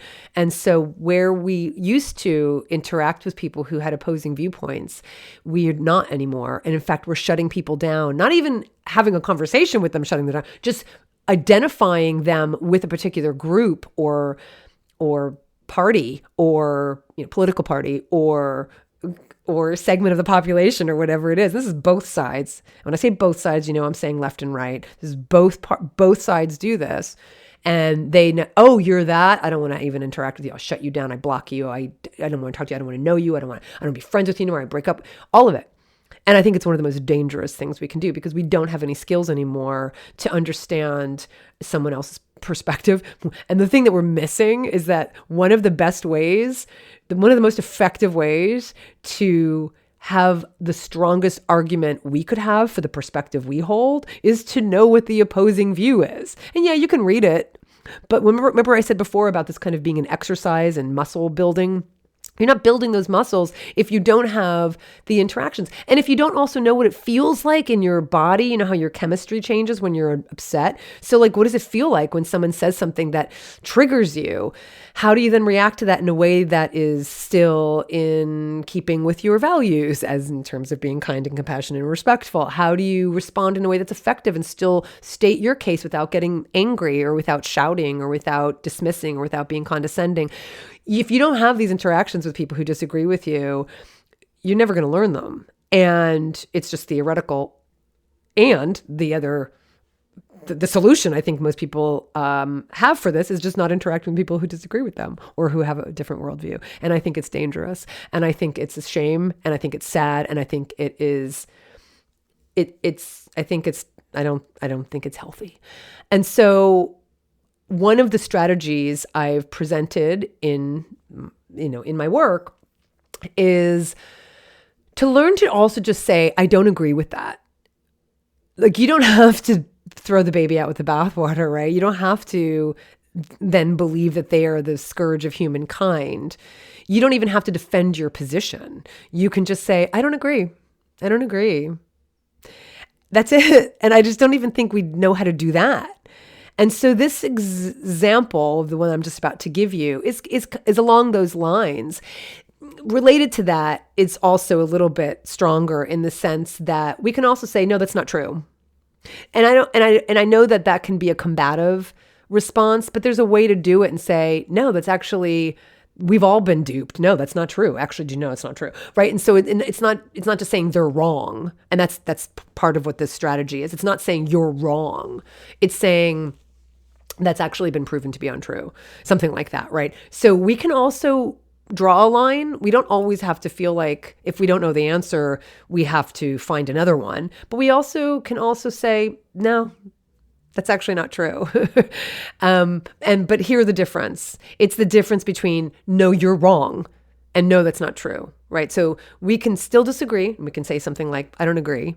That's still also very different than you're wrong. And I think that's part of the problem is if we are interacting with people who don't agree with us or who have a different worldview, we don't say, I disagree. And again, in the sense that like I'm owning that I have a different perspective. We say they're wrong. And of course, people don't respond well to that. So there's defensiveness and there's, combativeness, and then it just goes ugly and we block each other and then we never learn how to interact with each other. So what the experience I'm going to talk about here, it's very brief, but it was fun. It was funny and fun.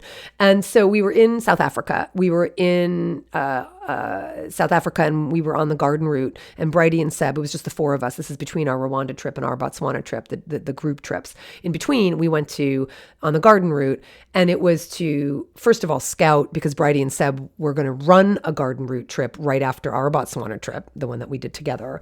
And then they were going to run another Botswana trip on their own. And they also wanted to see if we liked the garden route enough to want to be part of a Joyful Vegan garden route trip that I would sell to my audience. And in the end, I'm not interested.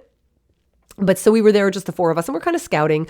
And, when we're doing our trips, we're picking the guides. We're very mindful that we're talking to them about, how we want things to be framed for our travelers. And, we just say things like, listen, we're not going to, obviously we know people are out there in the world eating meat and hurting animals, but we're trying to just insulate our travelers for the 10 days they're here, or the 7 days or 8 days, whatever it is, just from all of that. So just don't talk about your favorite burger at your favorite, barbecue joint. Just talk about, whatever, right? That's what we do on our trips, for our trips. Now here we are, the four of us, we're with a guide in Gondwana safari. We're with other people in the vehicle, and we don't have control over this. So our guide was interesting. He was South African, Afrikaans, and it was, he was interesting by the end. He was an interesting, he was an interesting bloke, I would say. And so he's making comments. He made a couple comments a couple times, about meat and hunting and I don't know, some pro meat comments that he made. And the next morning we're we're in the vehicle with him 3 times for different drives. And so the next morning he'd already said a couple things and before, it was fine. It wasn't a big deal. I wasn't drawing any conclusions at that point. It was fine. But the next morning we're on a drive, and these drives start really early in the morning. We're with a couple other couples and they're strangers. And so we stop in the bush for a toilet in the bush and for coffee in the bush. And the guide went around and asked each of us to say a little bit about ourselves. And so, everybody says about themselves, who they are, what they do. And so I think Bridie and Seb went first. They talked about how they run vegan trips. And then Bridie pointed to me saying, I'm the host of the trip. I'm an author. And so I'm a vegan author. And so he said, oh, you're vegan author. He goes, so what's your blood type? And I immediately knew where he was going with that. Right. And I said, my blood type is very good. It's very healthy and it flows very well. And he said, no, and I think I also said something and I said, and I think I said after that. So I said something I said, my blood type is good. And I said, it's very healthy because I'm vegan, flows very easily. And I said, yeah, I'm an O+, and I'm a hero for babies, because I know that the Red Cross loves O+ donors because they have the safest blood for transfusions for immune deficient newborns. So I know I'm a hero for babies, which I always like saying, which is always adorable because we always get treated very, whenever I give blood, the blood technicians are always like, oh my God, yay. So I said I'm O+ and I'm a hero for babies. And that kind of, drew a little laughter, and we were talking about that. And he says, no, I'm asking because, and he wouldn't let it go. He's like, no, I'm asking because I'm basically plant-based, but I really struggle because I'm supposed to eat a lot of meat for my blood type, which is also what O+ is. And or I'm saying O plus, O positive, you know what I'm saying? So he's like, I'm O positive also. And I have to eat a lot of meat for my blood type. And so he's like, so what do you think about like the blood? Like, so what do you think about that? Like, what do you think about like needing to eat a lot of meat and and you're vegan? And however he said it. And I said, I think it's a bunch of bunk. I think it's a bunch of bunk. And he said, and so like, again, that drew laughter. I said it in kind of a playful way because I went toward him and I just kind of leaned towards him. I'm like, I think it's a bunch of bunk. And there's no evidence that supports any of it. It's just a really, popular book that has no scientific, evidence behind it. And I said, what's not bunk is the science that supports, eating plant-based and, using that as a way to prevent a lot of, diseases of affluence. And he, so you might not think that was a very subtle response, but this is what I mean about like, I can be very confident also and just say something like that. And you can be very confident and say, no, it's not true. It's just not. And it's not that you're an idiot. It's not that you made up that theory. Someone else made up the theory. So I'm not like insulting him. And I'm not saying, no, you're dumb for thinking it. But I was like, no, it's a bunch of bunk. And it's been disputed and there's no evidence behind it. So no, it's not good. It's not good for us to believe that. That was kind of the gist, right? And the next, like that morning when he dropped me off, he was so interested in what I had to say, and he was like, I really want to know more because I really am like pretty much plant-based, and and this is what people do too, right? They're finding connections, they're finding a way to relate, but they're also kind of looking at you as, we know this is the case whether we like it or not, is that they're looking at us as a representative. And I don't try to prove myself in any way. I'm a 53-year-old woman, and I'm not perfect, and whatever, in all the ways that we measure what we're looking for in someone as a representative. I don't try and be anything other than just, I am who I am. But he made a comment about my eyes being really bright. And I was like, yeah, thank my parents. Like, and I said that, right? Now, I know that I do believe in that vegan glow I mentioned earlier. I do believe in that. And I do really believe that comes from living from your values. And I believe it comes from living and eating in a way where you're eating a lot of antioxidants. And you do have a vegan glow because you're eating all of these colors that are, creating your skin to have a bit of a glow. And that is documented. So he said that to me. And I was like, yeah, thank my parents. I have my father's eyes or something like that. And he said, no, you've got a brightness. You've got a real brightness. And he said, I'm really interested in what because I really don't, and it was kind of the same thing. Like, I really don't want to eat like this if I don't have to. And I was like, no, you don't. And I was like, I'm happy to send you information. And I would love to do that. Of course, I didn't have anything on me. I broke my rule.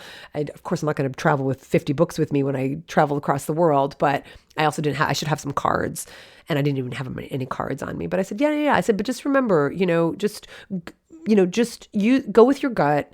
And the bottom line is the nutrients we need are plant-based. It has nothing to do with blood type. And, all the color and all that brightness is coming from all of the plants we're eating. So, there you go. So just another interaction. And will anything come of it? Probably not. Is he even thinking about me in that interaction? Probably not. But it was an opportunity to have that interaction. Would I do it the same way again next time? Probably because I was also kind of getting this guy's number. I could tell he had a bit, how shall I say? It seems like he looks toward some alternative kinds of ways of thinking that I don't necessarily agree with. So I kind of had his number, and I could also tell he was a strong enough personality to, kind of take it for me to say like, no, I think it's bunk. That's what I think. And he was asking my opinion. And that's another takeaway from all of this is context and personality. And it's kind of why I reacted the way I did with the boyfriend, right? So we also pivot, and this is why I say this is a dance. We also pivot a bit depending on the context and the personality of the person we're talking to and the mood we're in that day and how hungry we are or if we're full. I mean, whatever. Like there's all those other factors. I'm just trying to give you some high level takeaways that you can implement yourself. And then finally, we have the most recent interaction I had, which I'm still a little high from because it was just such a lovely interaction. And if you follow me on Instagram and Facebook, you would have seen me share this brief story about this. And it was really kind of the final it really was the inspiration for this episode, because that's when a number of people wrote to me and said, could you please do a masterclass? Can you please say more about those very specific interactions that you have, how you start the conversation, what you say, how you don't get upset? Could you please talk about that more? And so even though I'd had this kind of in my back pocket, I realized, oh, that's going to be a really good episode. And that's why I've spent the last week working on this episode for you. And here I am. So for context, for those of you who have not listened to the episode before, I had mentioned that we were coming back from our 36th county in California, sleeping in California, because several years ago, my husband and I, David, decided to embark upon a goal to sleep in every county in California. So we moved from New Jersey to California in 1998, because a few years before that, I had fallen in love with California and I wanted to live here. And so we moved here, and visiting every county was a way to see and explore the state that I love so much. And it came out of us doing some road trips. And we said, God, this was such a surprise what we discovered here where we were. And that was actually Calaveras County. And we said, how cool would it be if we checked out other counties? And that's when we made the goal. We're like, let's do all the counties. And there are 58. So we're making our way. Someone asked me on social media how and in what time frame we are going to achieve this. And I joke, and David does too. We both joke and we say before we die, but we are kind of mapping it out in our heads and thinking if we do 4 a year, we could do it in 5 years. We could finish it in 5 years, but 4 years is even hard for us because of the international trips we do. And, and we also want to go to other places and see family, and David's back and forth to New Jersey because now his family is having a lot of health issues. So anyway, we're trying our best, but yeah, before we die is when we hope to, but we kind of average about 3 a year. So we're doing pretty well. And the rules are pretty basic for the sleeping in every county. And I know everyone who's ever heard of this goal is inspired, but no one's ever taken it up. So anyway, planting seeds, no attachment, but it's really fun if you have interest in doing this in your own state, or you can do things that a lot of other people do, like visit every national park. We also looked at how many national parks there are in California and how many we've been to. And we thought, we can couple that with this goal. We only recently realized that, because doing national parks could be a goal for us after we do this. But I thought, okay, well, if we have, we obviously have more national parks than any other, I shouldn't say we obviously do, but we have more national parks than any other state. California, obviously that's where the national park system was founded, was in Yosemite because of John Muir. And so I thought, well, if we're already doing these counties, what national parks are there that are in California that we can tick off while we're doing the counties? And it turns out we've done 7 of the 9. We've done 7 of the 9 national parks, and we have just a couple more to do. And they are actually related to counties we haven't done yet. So that's going to be fun to do. So yeah, you can do national parks, you could do state parks, you could do monuments. I mean, you could do so many different things, and it's fun having this goal. And so our rules are basic. We have to sleep at least one night. It doesn't count to just pass through or pull over on the side of the road and then sleep, and then count it as a county. We have to sleep overnight. And I'll explain why this is the rule, including the second rule, which is we have to have a meal or a drink in a local restaurant or a pubs, right? So interacting with locals is part of it as well. And the other rule was, while we allowed ourselves to retroactively count some counties that we had already slept in prior to creating the goal, we couldn't count counties that we had slept in separately, like when I first came here to California before David. That didn't count. Anyway, those are the basic rules. They're pretty loosey-goosey. Other than sleeping at least one night, that is rigid, but we make the rules, so we can do whatever we want. And though it's not a rule per se, I would say the other kind of given about this goal is that they're road trips. We don't fly anywhere. It's a big state, and we could fly from where we are down south. But when we first created this goal, we had a Prius, and then we eventually had a plug-in Prius when our poor Prius died after 12 years. We loved that Prius so much. And then we were thrilled when the Tesla Y came out, and we were able to afford a Tesla. And that's what we wanted. We had looked at other electric vehicles, and nothing was really ticking the boxes that we were looking for. And there were other Tesla models that were just way out of our price range. And so when the Y came out, we thought, well, yeah, we could do this. And anybody we've ever talked to who had a Tesla, freaking raved about it. And we're like, all right, calm down. It's just a car. And then we got our Tesla, and we're like, oh my God, I love this car. And our car's name is Prince. And you can name your car. And actually you put it into your app, and the car his name is Prince. So we've been able to now travel to several counties gasoline free, and that feels good as well. The point is, the unwritten rule is that these are car trips, not plane trips. And we can stay with friends, or we can stay in a hotel, or we can stay in a bed and breakfast, but typically we stay in Airbnbs. And during COVID lockdowns, we had to be flexible with number 2, having a meal or a drink in a local establishment because we couldn't go anywhere. And we still wanted to go to places. In fact, we had to cancel so many trips. I mean, we all know how hard 2020 and 2021 were, especially if you lived in California and in Oregon and Washington, because record-setting forest fires were just devastating our states all over. And we had to cancel trips not just because of lockdowns, but because of fire. And so it was hard. It was really hard. And so there were a couple counties we did, 1 or 2, not too many, where we really didn't even interact with any locals. But interacting with locals is one of my favorite things to do on these trips, right? I mean, it's the hiking, it's the culture, it's the whatever. I mean, there's so many fun things. I know I should write a book on this endeavor, because we've discovered so many wonderful things doing this goal, trying to achieve this goal. But interacting with locals is one of my favorite things to do. Now, I don't necessarily go out of my way. I'm not like, okay, where's a local? I'm going to talk to a local. I'm going to talk to a local. But it happens inevitably if you're going to go to a bar, or you're going to go to a restaurant, or, it happens, right? And I'll say that, like, we do have to kind of go out of our way to do that sometime, because I am someone who, even when I'm on the road, I like cooking, and I prefer to try to eat as healthfully as I do at home. And some of the places we go are vegan unfriendly, but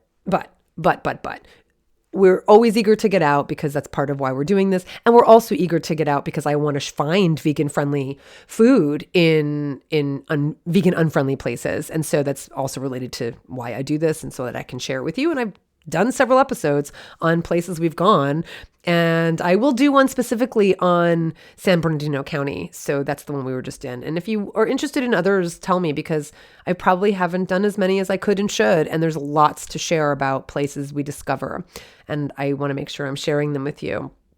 So the other thing that is really, really powerful, really kind of profound and meaningful about doing these trips is that we are interacting with people who we don't normally interact with. And I say that meaning kind of what I was saying before. Look, we live in the San Francisco Bay Area.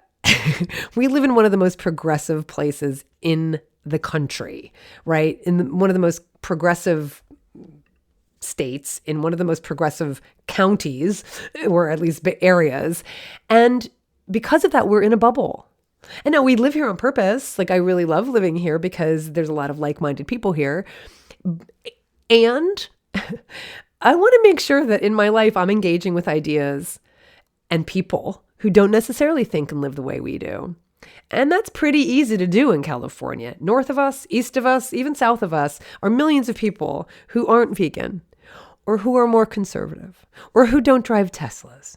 And that's what we want. Part of this goal is to see places we wouldn't otherwise see, and find things and discover things, and meet people we wouldn't otherwise meet, talk to people we wouldn't otherwise talk to. And I have so many examples of that from all of these interactions I've had. And I said before, like, I work from home. Like, I don't just meet people willy-nilly. I have to get out of my house to do that. We all do, obviously, but I don't work in an office. I don't work with a team. I don't work with people. So this is kind of another way to not only just get out and talk to people and, kind of do my work and advocate, but also it really enables me to meet people who may not share the same worldview I do. And I love it. I love it for that. And so we usually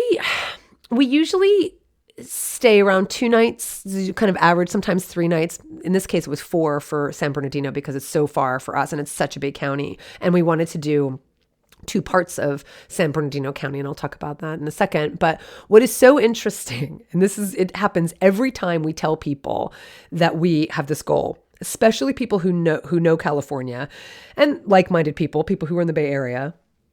When we tell people that we have this goal, invariably people say, jokingly but not jokingly, oh, but you're not going to go to X county, right? Or you're going to skip Y county, right? Or what the heck is there in Z county? And our answer is, we're going to find out. And no, we're not going to skip it, because every time we have gone to a county that people are like, oh my God, what are you going to do in X? We always find something valuable, meaningful, lovely, surprising. That's the point. Like, that's the whole point of doing this. Why would we just want to do something that we're not going to be surprised? Then just stay home. Then just stay home and just kind of do the same thing and interact with the same people and go to the same places, isn't it? Right? So there's always something valuable. There are always interesting people. There are always engaging conversations. There's always opportunities to connect. And especially if they don't share our worldview. So you can find out some other episodes where I've talked about this, but the whole episode of how to talk to a hunter was, that's the point, right? That's that.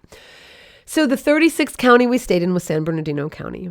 And we've been itching to do this county for years because it is the largest county in California and it's the largest county in the United States, like square mileage, just area wise. And we'd been wanting to go to Joshua Tree, for, forever. It's one of the national parks. And, we've known a lot of people who've gone there, never been there before, heard great things about it. And apparently it's apparently quite overrun with Airbnbs. It's kind of like the New York Times had a story just last year when we were booking this spot about how Joshua Tree is the area in California that's being overrun with Airbnbs more than any other place. And so we're like, okay, well, we rented two Airbnbs.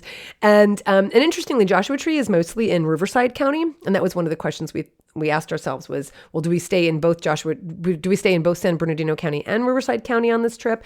And we decided in the end that for Joshua Tree, even though the park is mostly in Riverside County, most people stay in San Bernardino County in order to visit Joshua Tree. It's just right over the border county-wise. And so we also knew that San Bernardino being so large, we wanted to see more than just Joshua Tree. We wanted to see more than one aspect of San Bernardino County. So we decided to stay in the forest, in the San Bernardino Mountains, and then, which is kind of closer on the west side, and then also stay kind of more on the east side, which, and a little farther south, which is Joshua Tree. And so we had two Airbnbs. And so we're driving down, and it's a long drive, and we got to stop and charge a couple times, but we're driving down, we get down, and we had already stayed in our place in the forest, which was freezing and snowy. And I know some of you already saw me talk about that, and I won't talk about it again, but we didn't quite realize how high up we were going to be. Of course we were in the mountains, but we just weren't even thinking about it. And so we thought we were going to go on a hiking. We're going to be hiking. We're going to be outside. And no, it was freezing and snow was on the ground, and they had record snowfall there. So we couldn't, it was just a lot of snow. But then we're now driving to Joshua Tree, which we knew was still going to be on the chillier side, which was perfect because that's why we timed our trip to go to Joshua Tree in the spring, because you can't go in the summer. It's just too hot. And we had just done Death Valley last year, and we know from hot. So actually it was the same time last year that we had gone to Death Valley, and even in March it was starting to get hot. So we were very mindful about doing it in March or April, and in the end it was really lovely because the weather turned out to be perfect by the time we got down to Joshua Tree. But we're driving down, and we decided to stop at this town called Pioneer Town, which is basically a town that was actually built as a film set. It's not a real so all of the kind of Western buildings, it actually was built in the 1940s as a film set, and film crews and TV crews have actually been using it for decades. But the people are real.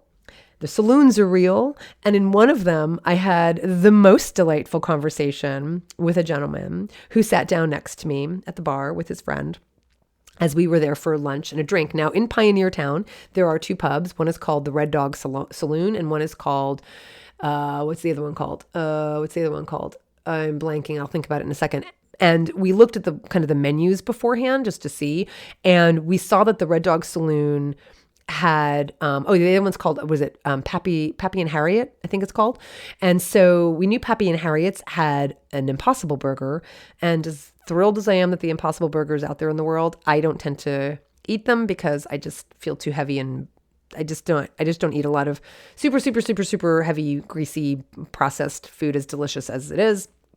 I eat some of it, don't get me wrong. But Red Dog Saloon had tacos, and they had a breakfast menu and a lunch menu, and they had tofu tacos on their breakfast menu. And then they also had mushroom tacos, and they had like beans and rice and chips and salsa and guacamole and that kind of thing. And we were like, yay. And so we decided to have lunch there and a drink, and then go over to Pappy and Harriet's for a drink, because like everybody goes there. Fine. So we are sitting down and we're waiting for our food, and this gentleman sits down next to me, and for what it's worth, I had a like good vibe about him. Maybe I'm saying this because I had such a great interaction with him, but as he was sitting down, I don't think I'm saying that because of that, because I do also read the room pretty well, and I have really good instincts about people, and so that is something very subjective that I can't teach you, but I did have a really good feeling about him, and I so remember when I said that the very first takeaway would be just showing up. That's kind of what I mean. Like, showing up and being open and being receptive. Like, that is how I am and who I am. And like, when he sat down, I did think, ooh, like this could be like, because I like people. And I was like, oh, this could be fun. Maybe we'll wind up talking. I didn't know we would, but I was like, oh, yay. So David and I were already talking. He sat down next to me. And so I'm always asking questions to David about beer, because I don't drink beer and I don't like beer, but I'm fascinated by it. It's kind of like coffee. Like, I don't drink coffee and I don't like coffee, but I'm fascinated by it. So I'm always like asking questions. Like, what's espresso? Like, I really don't even, sometimes like, wait, what's a latte and what's espresso and what's a this and what's a that, and then the beer and what's a lager and what's a stout? Because I plead ignorance, even though I am quite ignorant, but I'm just interested. And so we were talking about beers. And so I was like, okay, so what is he drinking? And I kind of point to the guy next to me. And David said, I think it's this or that. And so I turned to the guy and I was like, so we're talking about what you're drinking. Like, what do you got there? And that just sparked the conversation. And so we started talking about beer, and his name was Artie. And we introduced ourselves and we started talking. And so it was just really fun. And so that was my in. And we're waiting for food, and he's waiting for food, and he's got his beer, and his buddy's got his beer. And he was a biker. I mean, he was a biker. And like, I know he was a biker. Like, how else can I say it? He was a biker. He had a leather jacket. He looked like a biker, and his buddy looked like a biker. I don't think they had helmets. So, but I'm just telling you that, I was able to glean that information. So I said to him, hey, we passed this like really packed, what looked like, it was like an outdoor kind of cafe kind of thing. And a lot of bikers were there. So I was like, yeah, we just passed that place. Because maybe he said something and I was like, yeah, was that the place that we just passed? Like, with a ton of bikers. And it's called something like 237 or something like that. If you're listening in your local, you know that. It's 237, something like that, because it's the name of the highway. And he said, yeah, we were just there. And he said, yeah, my buddies and I were just there. And I was like, yeah, we saw a ton of people there on the way. And he said, yeah, it's a really cool place. It's really fun. And he said, like, they've got really great ribs there. And you know where I went with that. So I said, and again, here's what I mean, right? I didn't have to say anything. I didn't have to say I was vegan, but of course I'm using that as the in. So he said, yeah, really good ribs. And I go, oh, anyway, thank you. We're vegetarian. And sometimes I say vegetarian first, and then I get to vegan, but sometimes I start with vegetarian. And so I go, anyway, thanks. Anyway, we're vegetarian. So I kind of said it like that. Right. And he's like, oh, sorry. He's like, but you know what? Yeah. He's like, they have mushroom tacos here that are really good, and they're vegetarian. I go, yeah. I said, I know, we're vegan. I said, we're vegan actually. And we just ordered them. And I said, yeah, I was like really bummed because they have tofu as well. And they didn't have it. By the way, they didn't have the tofu tacos for lunch. And I was really bummed. I ordered rice and beans. David got the mushroom tacos, and then we got some chips and salsa. And so he, was the one who said, there's a lot of vegetarian options here. And so we started talking, and he was like, yeah, I'm trying to eat healthier. And he said, my daughters are, trying to help me. And he told me about a motorcycle accident that he had last year. And he showed me his scar. And I mean, I'm always fascinated with like injuries, and I think scars are really interesting. I don't think you know that about me, but I'm quite fascinated by scars, maybe because I think with scars come stories, and I'm really interested in stories and people's stories. So he was telling me all about his accident and about how bad his arm was. And that when he was in the hospital getting treated for his arm, they told him that if he didn't start taking better care of himself, he was going to be spending a lot more time in the hospital. And that's when he told me, they said he was pre-diabetic and he had high cholesterol and this and that. And he was like naming all these things.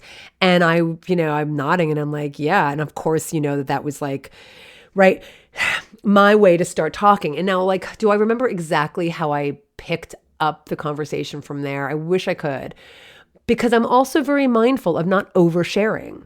And I said this kind of earlier as one of the main takeaways. I'm leaving space for them.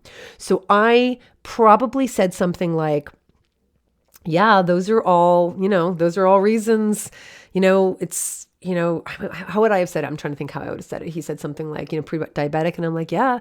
And I'm like, and then what did they feed you? Like, did they feed you like crap food, even though they're telling you to not eat poorly? And he goes, well, no, I wasn't there overnight. I was just there for that. And I'm like, oh, okay. Because that's, it's an issue, is that like people are really disempowered and they don't really understand, how much what we eat impacts our health, so like saying it out of camaraderie and again, finding connections and things that he'd identify with. And I probably said something like that. And he was like, yeah, he's like, it's true. And my daughters are trying to help me. And I think I probably at that point said something like, listen, I'm like, this is what I do, by the way. And I think I might have said some more information, and then I didn't want to overwhelm him. So I think I may have said something about like, yeah, like, eating like meat and dairy and like, I mean, like that stuff, it's really gonna mess with you, whatever I said. And he then was telling me about his stories, trying to, find ways to relate to me.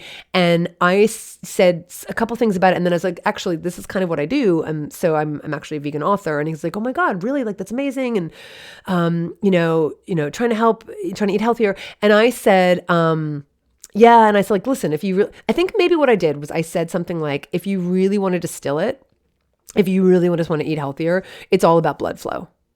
And guess what hinders blood flow? Animal products. And guess what, helps blood flow easily? It's vegetables, it's plant foods.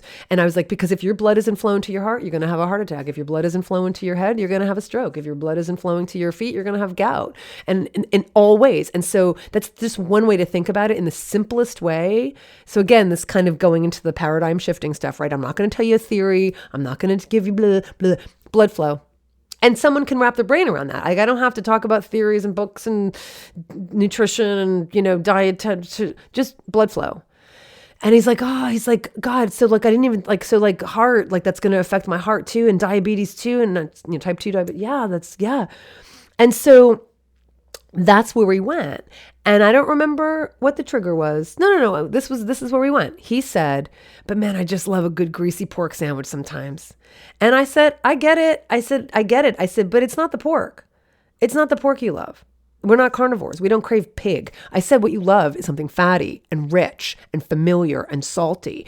And he's like, yeah. He's like, that's totally what it is. And I'm like, yeah, well, you can get that from, and he goes like the mushrooms. He's like, I'll get the mushrooms sometimes because like they have that like chewiness and they're fatty. And I'm like, yep, that's exactly right. That's why people will eat, like mushrooms are like, something that a lot of people eat when they stop eating animal meat. And I said, so totally. So it's about the fat. And I did my whole, like, it's about the fat, it's about the salt, it's about the familiarity, the flavor, and the texture. And again, I'm saying this to you folks. As I'm saying this, I'm creating space as well. And I'm seeing where he might go with it. And I'm waiting for him to ask another question. I'm definitely going for it. I'm saying a lot. And then I kind of create space, and I just kind of create some silence because I want to create a space for him to be able to keep engaging me. I don't want to overshare because I don't want to sound like a pain, and I don't want him to walk away, thinking about me and thinking like, oh God, she was pushy. I want him to think about what I'm saying, right? So that's why I do that, and I was creating space for that. And so in one of those spaces, he said to me, so what do you think about the meat they're creating that's like actually not meat? And I said, you mean like laboratory, like I said like that, or I said, you mean like using like gluten? He goes, yeah, any of it. He's like, what do you think about that? And I said, I think it's great. I said, it means animals aren't being hurt. And I call it slaughter-free meat, especially the obviously the clean meat, the lab grown meat. So I call it slaughter-free. So I was like, yeah, if like it's, if animals aren't being hurt and if it's slaughter-free, but it has the same taste and texture and familiarity and flavor without hurting animals, yeah, that's fantastic. And that's when he was kind of like saying about the mushrooms and the fatty. And I said, yeah. And so he was creating bridges, and I was creating bridges, and I was creating space. And, this is how it was happening. And it was incredible. And I'm going to tell you right now that while this conversation is happening, he gets his lunch and I get my lunch, and he's got meat. He's got like the pork. Now, David had identified that the menu was pretty much vegetarian except for 2 freaking meat dishes, like pork tacos and chicken tacos or something. And, everything else was like, not vegan, but it was vegetarian. It was like tacos and, nachos. And anyway, everything was pretty much vegetarian because I had a little V symbol on the menu. But yeah, he got meat. But I'm still talking to him, and he didn't call attention to it, and I didn't call attention to it because I'm there to try to create a connection, right? And so our conversation continued, and I can't remember what prompted me to say it, but he said another thing that made me say, well, yeah, that's another thing. It's, often it's just like, it's not about the animal products. It's that we want to feel satisfied. We want to feel filled. We want to feel full. And I said, we're used to feeling overly full when we're eating animal products because we feel kind of like, we feel full to the point of feeling sick. And he goes, oh, totally. He's like, I feel that way. And he's like, that's why sometimes one of my favorite things to do is like open up my microwave, rice and open a can of beans and put that in the microwave and pour that over. And I'm good for hours. I'm good for like hours and hours. And I said, yeah, exactly, because it's about feeling full and satisfied and energetic. And by the way, that's in fiber. You're going to feel fuller longer when you're eating fiber-rich food, and fiber is only in plants. And he's like, wait, what? And I was like, yeah, fiber is only in plants. There's no fiber in animal products. So when you're feeling filled and you're feeling energetic, that's because of the fiber, that's because of the complex carbohydrates. And he's just like, oh, that's so cool. And back and forth. And it was just good. And I at one point, because we're eating now and I don't want to overwhelm him, and he's eating. Eventually we're going to kind of start winding down because we're going to go to Pappy's and Harriet's. And I said, listen, I would love to give you a copy of my book, The 30-Day Vegan Challenge. I think this whole episode has been about that as a resource. People, please use that as a resource. And I didn't do this intentionally, but this is the resource I give to people. And I said, I'd love to send you a copy of my book, The 30-Day Vegan Challenge. And he said, that would be amazing. And I said, if you don't want to read it, just give it away. It's fine with me. And he said, no, I'll read it. And he was like, I just, so what am I doing? I'm just sitting looking at the internet. I'm watching something. He goes, no, I'll read it. And I'm interested. I'm always interested in learning new things. And I'm sure my daughters would like it. And I said, that would be fantastic. I got his address, and the book is in that stack that I'm going to write a note to accompany the book. And I left giddy, as I often leave these conversations, not giddy because I think I converted anybody, not vegan because I think I, was right and, can feel arrogant or egotistical, not giddy for any other reason than, first of all, I'm talking about something I'm incredibly passionate about. That's why I do this work. Giddy because I love having conversations with people, giddy because I think people are incredible. And when they are open and they also show up, it just demonstrates to me what I already believe, which is that I think people are open and curious and interested, and it's a beautiful thing. And connecting with people, I think it's one of the things that makes the world go round. At least it makes my world go round, is connections and compassion and communication and conversation. And so that was what I wanted to share with you. And I can't believe this is probably a record of the longest episode I have done. I am starving. I am tired. I'm done with talking, and I'm going to go make myself some lunch. I think I have a salad left over from yesterday because I'm always thinking about what I'm going to have for lunch at breakfast time. And so I hope this leaves you with some fodder, with some inspiration, with some thoughts, with some tips, with some guidance for you to have thoughtful, meaningful conversations so that you can feel giddy the way I feel giddy. And you may have been one of those people I've had conversations with too. And thank you. And thank you for letting me have this conversation with you, even though it's just one way. And I hope it's been helpful for the animals. This is Colleen Patrick-Goudreau. Thanks for listening.